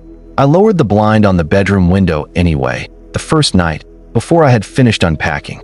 Habit, or the residue of habit, the thing that had been recalibrated and had not yet found its new setting. I stood in the new apartment that first night with a box half unpacked in the corner and the ordinary sounds of the new building settling around me. The heating system, the traffic from the street, the distant sound of something from the unit above, and I tried to feel what I had felt in the first apartment, in those first days at 6C before anything had arrived. The clean space feeling, the boundary feeling, the particular relief of a locked door between myself and everything else. And it was almost there. Not quite. Almost. The boundary felt different now. Not weaker. I don't think it was weaker. But different. More conscious. More like something I was maintaining than something that simply existed. More like an effort than a given. I sat in the middle of the kitchen floor, which I sometimes do when I'm in a new place, before the furniture is arranged, before the space has taken on its lived-in shape, and I looked at the walls. New walls. Clean paint. A room that had never held anything of mine. And I thought, this is a place nobody has watched. Not yet. And I caught myself on that phrase, not yet. And I understood that I was carrying something with me into every new space I would inhabit, something that had been calibrated into my understanding of the relationship between space and safety, between walls and presence, between the ordinary experience of being in a room and the fact of being knowable from outside it. I didn't despair about this. I want to be clear about that. I didn't find it crushing or debilitating. I found it simply true, in the way that many true things are simply true once you learn them.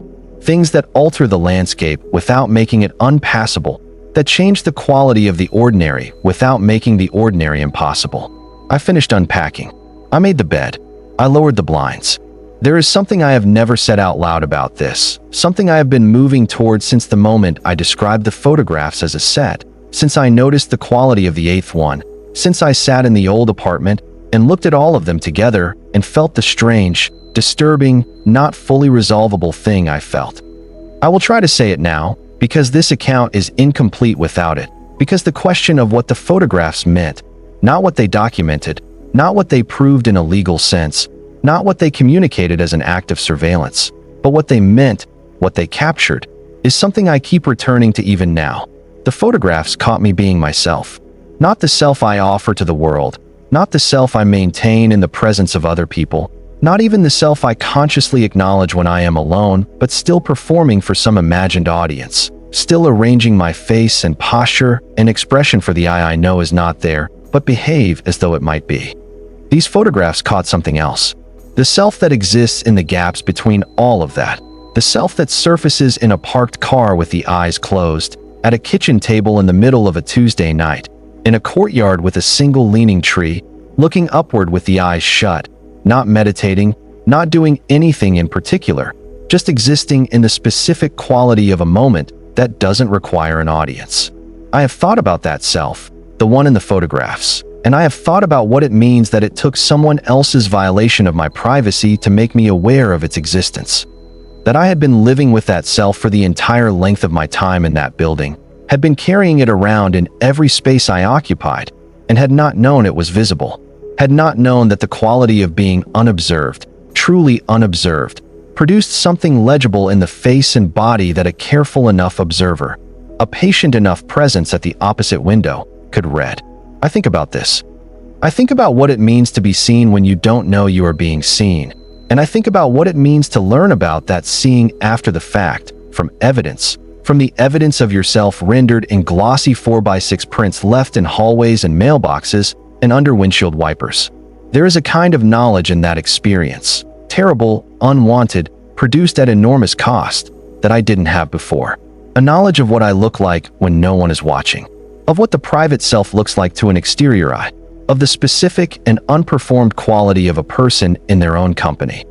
And the strange, quiet, unresolvable thing I felt looking at those photographs was a recognition of that self that I had never had access to before, a recognition that arrived wearing the clothing of violation but carried something real inside it. I am not saying the violation was worth it. I am not saying the experience was instructive in a way that balances against what it cost. I am saying only that the knowledge exists now, and that it came from the photographs, and that I can neither unknow it nor pretend it arrived cleanly. There was a question I never got to ask. During the investigation, during the period when the former maintenance employee was the named person of interest, and then the arrested person, and then the subject of a legal process I was kept at arm's length from, I was given very little direct information about them as a person. The detective was careful, professional, and appropriately bounded.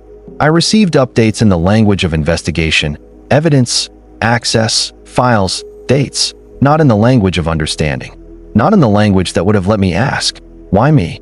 Not in the language that would have let me sit across from whoever had taken those photographs and ask the thing I most wanted to know. Not why they had done it. I had a sufficient understanding of the psychology of surveillance to construct several plausible accounts of why someone might do what they had done. What I wanted to know was something more specific. What I wanted to ask was about the eighth photograph. The portrait. The one that was different from the others. The one that had the quality of something made rather than recorded. I wanted to ask, when you took that one, what did you see? Not literally. Not what were the elements in the frame. I could see those myself. But what did you see when you looked through the lens at that particular moment? on that particular night and decided to compose it the way you composed it, decided that that specific frame was worth printing and leaving in an envelope in my mailbox. What was the thing you were documenting? Because the photographs of me on the stairs, at the mailboxes, in the parking structure, in the grocery store, those I understood as surveillance, as documentation for its own sake, as the accumulation of evidence of presence, as the kind of record that a person who needs to understand where someone is at what time will compile. But the eighth photograph was not that. The eighth photograph was something else, made by someone who on at least that one occasion was not recording but choosing, was seeing something and deciding it was worth the effort of a considered frame. And I wanted to know what they saw. I am not sure I have a right to want that. I am not sure whether wanting that makes me complicit in something, whether the desire to understand the interior of the act that violated me is a form of giving it more credit than it deserves. I have thought about this, and I have not resolved it. I only know that the question is there, that it exists alongside the fear and the relief and the residue of vigilance and the recalibrated relationship to windows and walls. It sits quietly at the edge of everything else. The question I couldn't ask. I drove past the building once, about 2 months after I moved out. Not deliberately. The route I was taking went past the street it was on, and as I approached the intersection, I recognized the neighborhood and realized what I was about to see before I saw it, and had a brief, distinct moment of deciding whether to alter my route. I didn't. I kept driving, and I looked at it as I passed. The building looked entirely as it had always looked. Brick facade, glass and metal lobby door, the small iron railings on either side of the front steps, the building number etched in the glass. A woman I didn't recognize was walking up the front steps with a bag of groceries. A man I thought might be the man from 6A was standing just inside the lobby with his phone, waiting for someone. Everything that I could see from a moving car, in the seconds it took to pass, was exactly the ordinary, unremarkable building I had chosen 14 months before because I wanted a space with no residue. There were cameras now. I could see the new one mounted above the lobby door, smaller and more modern looking than the old ones, angled to capture the entrance and the front steps and the street immediately outside. There would be others inside. In the hallways, probably. Covering the corridor I had walked every morning, the elevator doors, the mailbox alcove, the spaces where photographs had been left in envelopes and on floors and face down in pairs with precise geometric spacing. The corridor that a woman in 6E walked regularly with a small dark-colored terrier. The corridor at the end of which a door had been opened by 3 or 4 inches, dark inside, for longer than I had known to notice. All of that, now covered by cameras that recorded it, documented it, made it knowable in the specific and archived sense of surveillance, retroactively and going forward simultaneously. There is something in the irony of that which I noticed, driving past, the installation of a surveillance system in a building in response to an act of surveillance. The protection of the residents through the mechanism that had been used to harm them. I don't know what to do with that irony. I don't know if there is anything to do with it. I drove past, and I did not stop, and I did not look back, and the building receded in my mirror the way all buildings recede, going from specific to general, from the particular place where a particular thing happened to a building on a street among buildings on streets. Unremarkable from the outside, ordinary in the most absolute sense of ordinary. From outside, you would never know. From outside, you cannot see what the windows connect to. I spoke with the woman from 6E one more time, several months after I had moved out. She had found my contact information through the building management, had asked them to pass it along with a note, which they had, a small handwritten note on plain paper asking if I would be willing to speak with her. I called her. We spoke for about half an hour. She said she had been thinking about what had happened since I had left, and that there was something she wanted to tell me that she hadn't told me during the conversations we'd had in the building. She said she had remembered, after I had moved out and the full story had become clearer, something that she had noticed in the weeks before the first photograph had arrived, before I had begun my own investigation, before any of this had been named as something to investigate. She said there had been a night, perhaps 6 or 7 weeks before I had come to her door with the photographs, when she had been awake late. The terrier was restless sometimes at night, and had opened her apartment door to step into the hallway briefly. She said that when she had opened the door and looked out, she had seen a figure at the far end of the corridor, near the stairwell. Not in the stairwell. Standing at the end of the hallway. She said they had been standing very still, and that the particular quality of their stillness, not the stillness of someone who has just arrived or is about to leave, but the stillness of someone who is waiting, who has been waiting for a while, had made her close her door again quickly and quietly, without acknowledging that she had seen them. She said she had assumed it was a resident she didn't recognize. She said she had gone back to bed and had not thought more about it until everything that came after had given it a context. She said she hadn't known, at the time, which apartment the figure had been standing nearest to. She said she thought it might have been mine. She said she was sorry she hadn't mentioned it sooner, sorry she had filed it away as an unremarkable thing. The way you file away so many things in the course of living in a building full of strangers, the way you learn not to ask questions about the people whose lives are running parallel to yours, separated by walls and carpets, and the comfortable assumption that what is happening on the other side of those walls is none of your business. She said, "If I had known what you were about to go through, I would have knocked on your door that night." I said, "I know," and I meant it. And I understood, talking to her, that this was also part of the shape of the thing, not just the photographs, not just the person who had taken them, but the particular architecture of ordinary life that had made the whole thing possible. The walls we build around our private selves, the neighbors we don't speak to, the hallways we walk without looking, the sounds we hear and file away, and the doors we close again, because what is on the other side is not our business until it suddenly, irreversibly, is. There is a thing about photographs specifically, about the technology of them, the specific kind of document they are, that I keep returning to. A photograph is not a recording. It is not like sound, which preserves a continuous stream, a duration, a sequence. A photograph is a moment, a single moment, extracted from the continuous flow of time and fixed, held, made permanent in the specific way that only a photograph is permanent, not the way a memory is permanent, which is approximate and mutable and altered by every subsequent thing you learn and feel, but literally, chemically, or digitally, exactly as it was at that fraction of a second when the shutter opened. And because a photograph is a moment rather than a duration, it can be separated from its context entirely. The moment extracted from the flow of time has no before or after within the frame. It contains only itself. The woman at her kitchen table, that's me, in the 8th photograph, at my kitchen table, exists in that image without the phone call I had made earlier that evening, or the email I was composing, or the particular thought I was in the middle of when the light happened to fall that way and someone across the courtyard happened to be looking. The photograph holds none of that. The photograph holds only the image. And the image, looked at by someone who doesn't know who is in it, who doesn't know the context of the violation in which it was taken, who simply looks at it as a photograph, is a photograph of a person in their kitchen, in the evening, with the light of a lamp catching their face at an angle. It is, in its own removed terms, a photograph of someone being alive. I keep thinking about that, about the specific nature of what a photograph does to time, to context, to the question of what something means versus what it shows. About the fact that the act of taking a photograph and the content of the photograph are separable, that the same image, produced by very different acts and very different intentions, might be identical in its content while being entirely different in its meaning. And about the question of what it would mean to look at those photographs if you didn't know what they were. If you found them in a shoebox, in a manila envelope, in the back of a drawer, without the context of the investigation, without the knowledge of the hallways and the vacated apartments and the unreturned keys, would you know they were taken without consent?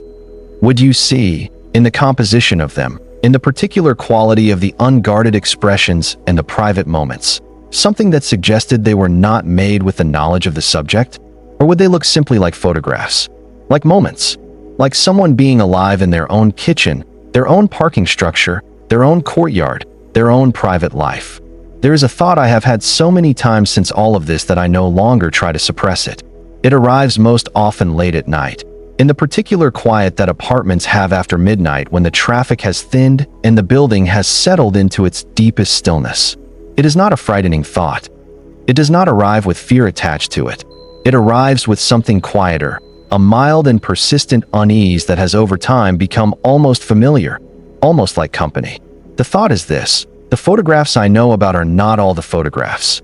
The photographs I found, 10 plus 3 more I had missed, totaling 13, were the photographs I was meant to find, or that I found through the ordinary processes of living and searching. The digital files held more. The detective had said more. The detective had been careful about how many more. And the photographs in the digital files were the ones that were printed, were the ones that were considered complete or interesting or worth preserving. But for every photograph that was printed, there were presumably many that were not. Many frames taken, many moments documented, that did not make it to the print stage. Many that existed only in the camera, in the memory card, in the digital archive, as raw material that had not yet been processed into the final product. I don't know how many photographs there were in total. I don't know how many unprinted moments, how many unselected frames, how many instances of me living my life in what I believed was privacy that were captured and retained, and then not preserved as prints because they were not interesting enough, not composed well enough, not the right light or angle or expression. The thought that sits with me is not about the number. Numbers can be estimated, can be bounded, can be given a scale that makes them comprehensible. The thought is about the selection, about the fact that the photographs I received were chosen from a larger set.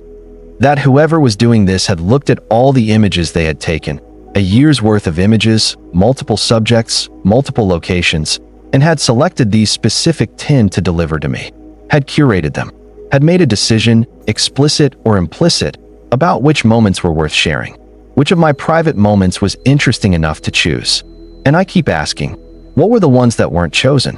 What moments of mine existed in that archive, existing now, perhaps as evidence in a legal case, on a device held by the police, that were considered and rejected? What was I doing on the evenings when the camera was aimed at my window and the shutter opened and the frame was not kept? What was the version of me that existed in those deleted or unselected moments that had been seen by the photographer and judged not worth preserving? I don't know why this thought stays with me. I don't know what it would mean to know the answer. I only know that the archive I am aware of, the 13 photographs I have held in my hands, is not the complete record of what was seen. That there is a larger set of moments that I occupied without knowing, that were observed and evaluated and discarded, that no longer exist in any recoverable form, but that existed once as images, as frames, as captured instances of me being somewhere I thought I was alone. Most of those moments are gone now.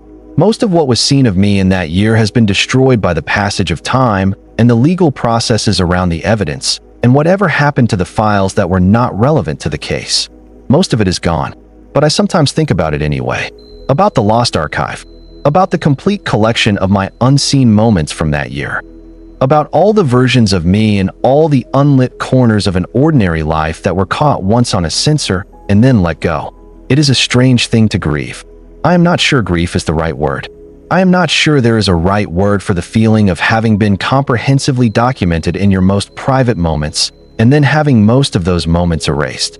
There is something in the erasure that is, in one sense, a relief, and in another sense, and I sit with this particular contradiction without resolution, something like a loss. The private moments of a year, most of them gone, some of them still sitting in a box in storage, the ones I was meant to find. I have thought, in the time since all of this, about what a hallway is.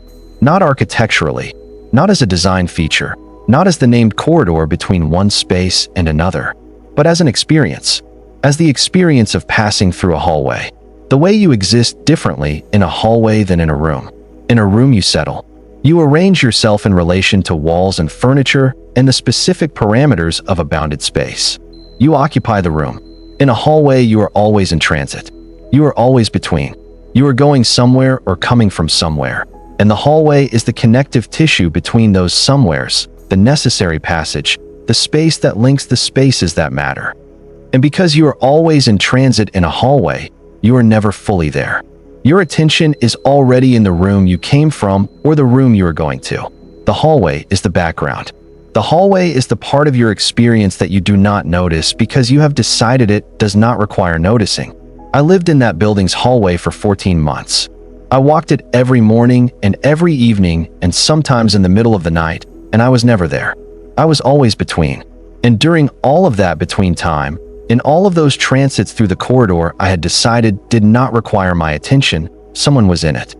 Not always physically, though apparently sometimes physically, Apparently on at least the 3 occasions when the woman in 6E had noticed a figure at the far end of the corridor, and on the unknown number of occasions she had not seen, but present in the sense of having been there, in the hallway, recently, having just left a photograph or being about to, having stood at my door and listened for the quality of sound that would tell them whether I was home or asleep or away, having been present in the background of the background, in the connective tissue I had learned to pass through without attention.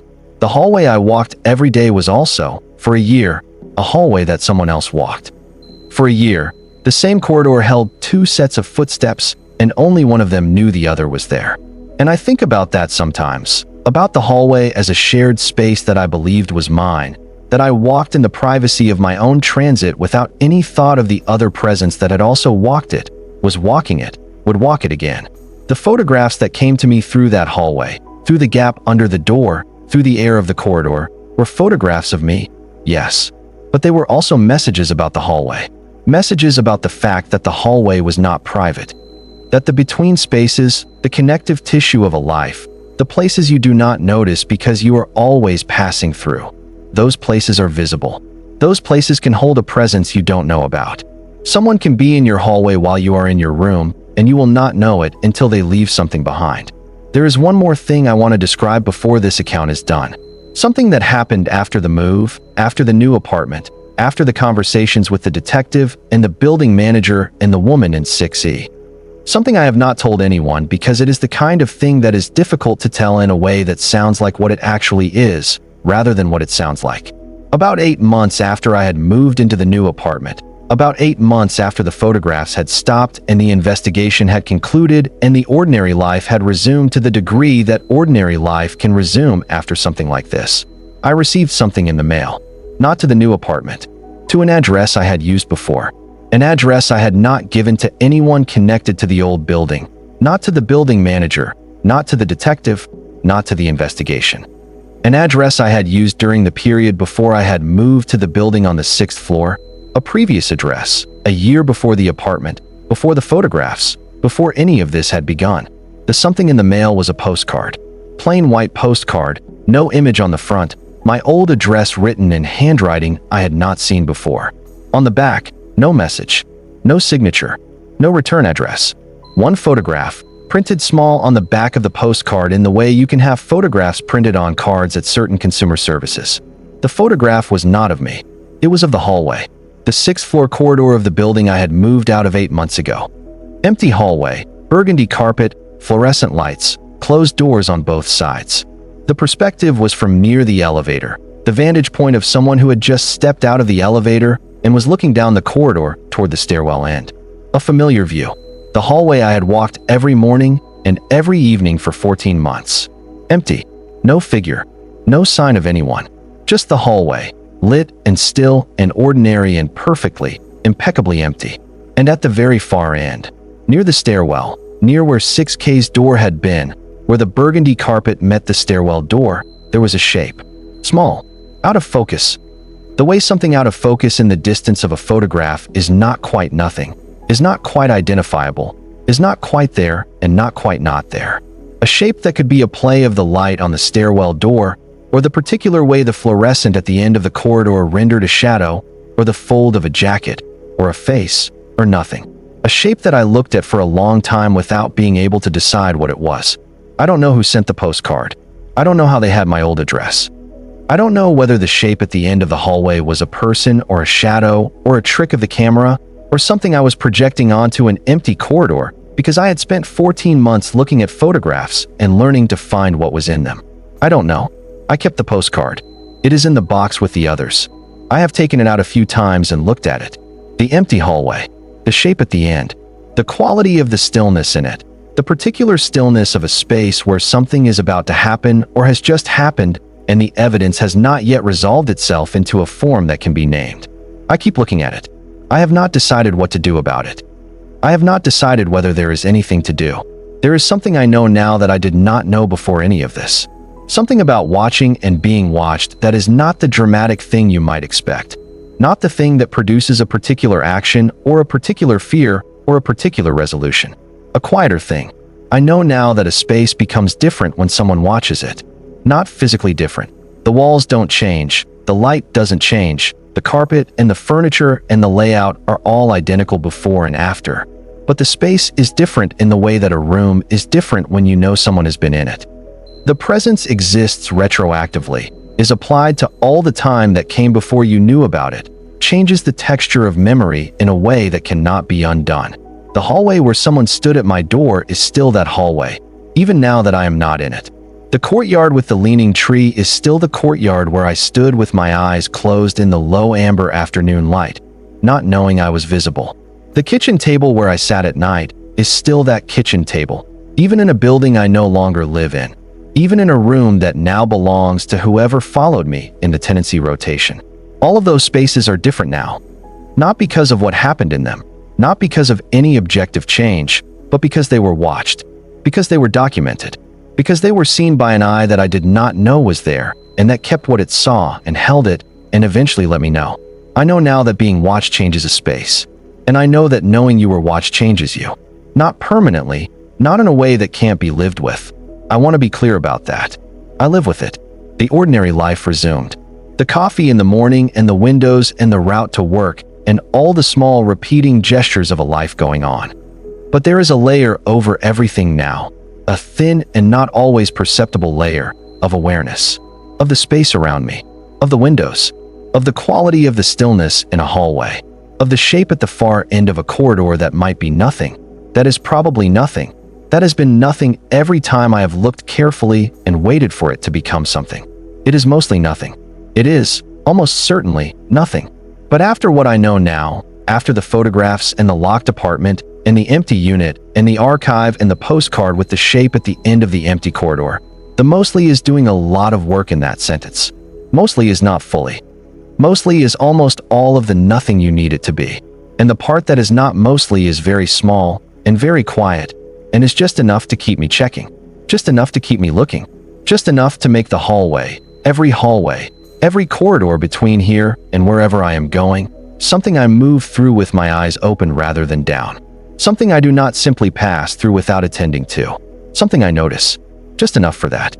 But even now, in the apartment with the brick wall outside the bedroom window, and the street noise, and the new locks and the months that have built themselves up like layers between me and the sixth floor corridor, and the burgundy carpet, and the door that was always slightly open. Even now, when the day is quiet and the night is long and everything around me has settled into the particular undisturbed stillness that precedes sleep, I find myself thinking about the hallway. Not with dread, not anymore. Not with the sharp-edged alertness that carried me through those months of photographs and investigations and conversations in a building manager's office where someone looked at me with the cautious eyes of someone managing a situation. The thinking is quieter than that now. More like something that is simply there, the way a sound you have been hearing for a long time is simply there. Not intrusive, not alarming, just present. The hallway in my mind is the hallway as it was in the last photograph I found. Empty. The long corridor with the carpet and the lights, the closed doors on both sides, the elevator doors at one end, the stairwell at the other. The shape in the distance. That is the hallway I return to. Not the one with a figure at my door, not the one with a crack of darkness at the end. The empty one, with the shape at the far end that I cannot fully resolve into something nameable. Because that is the truth of it.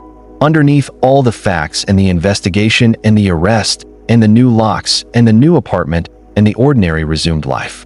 Not that something was there, not even that something might be there, but the particular quality of an empty space that is not quite fully empty, that holds in it the trace of having been occupied, the residue of presence that does not clean away with the furniture and the changed locks and the months that accumulate between then and now. Some spaces don't let go of what has been in them. Some corridors keep the memory of the footsteps that walked them, not loudly, not in any way that announces itself, not in a way you could point to and say, there, that is the thing, but quietly, just enough.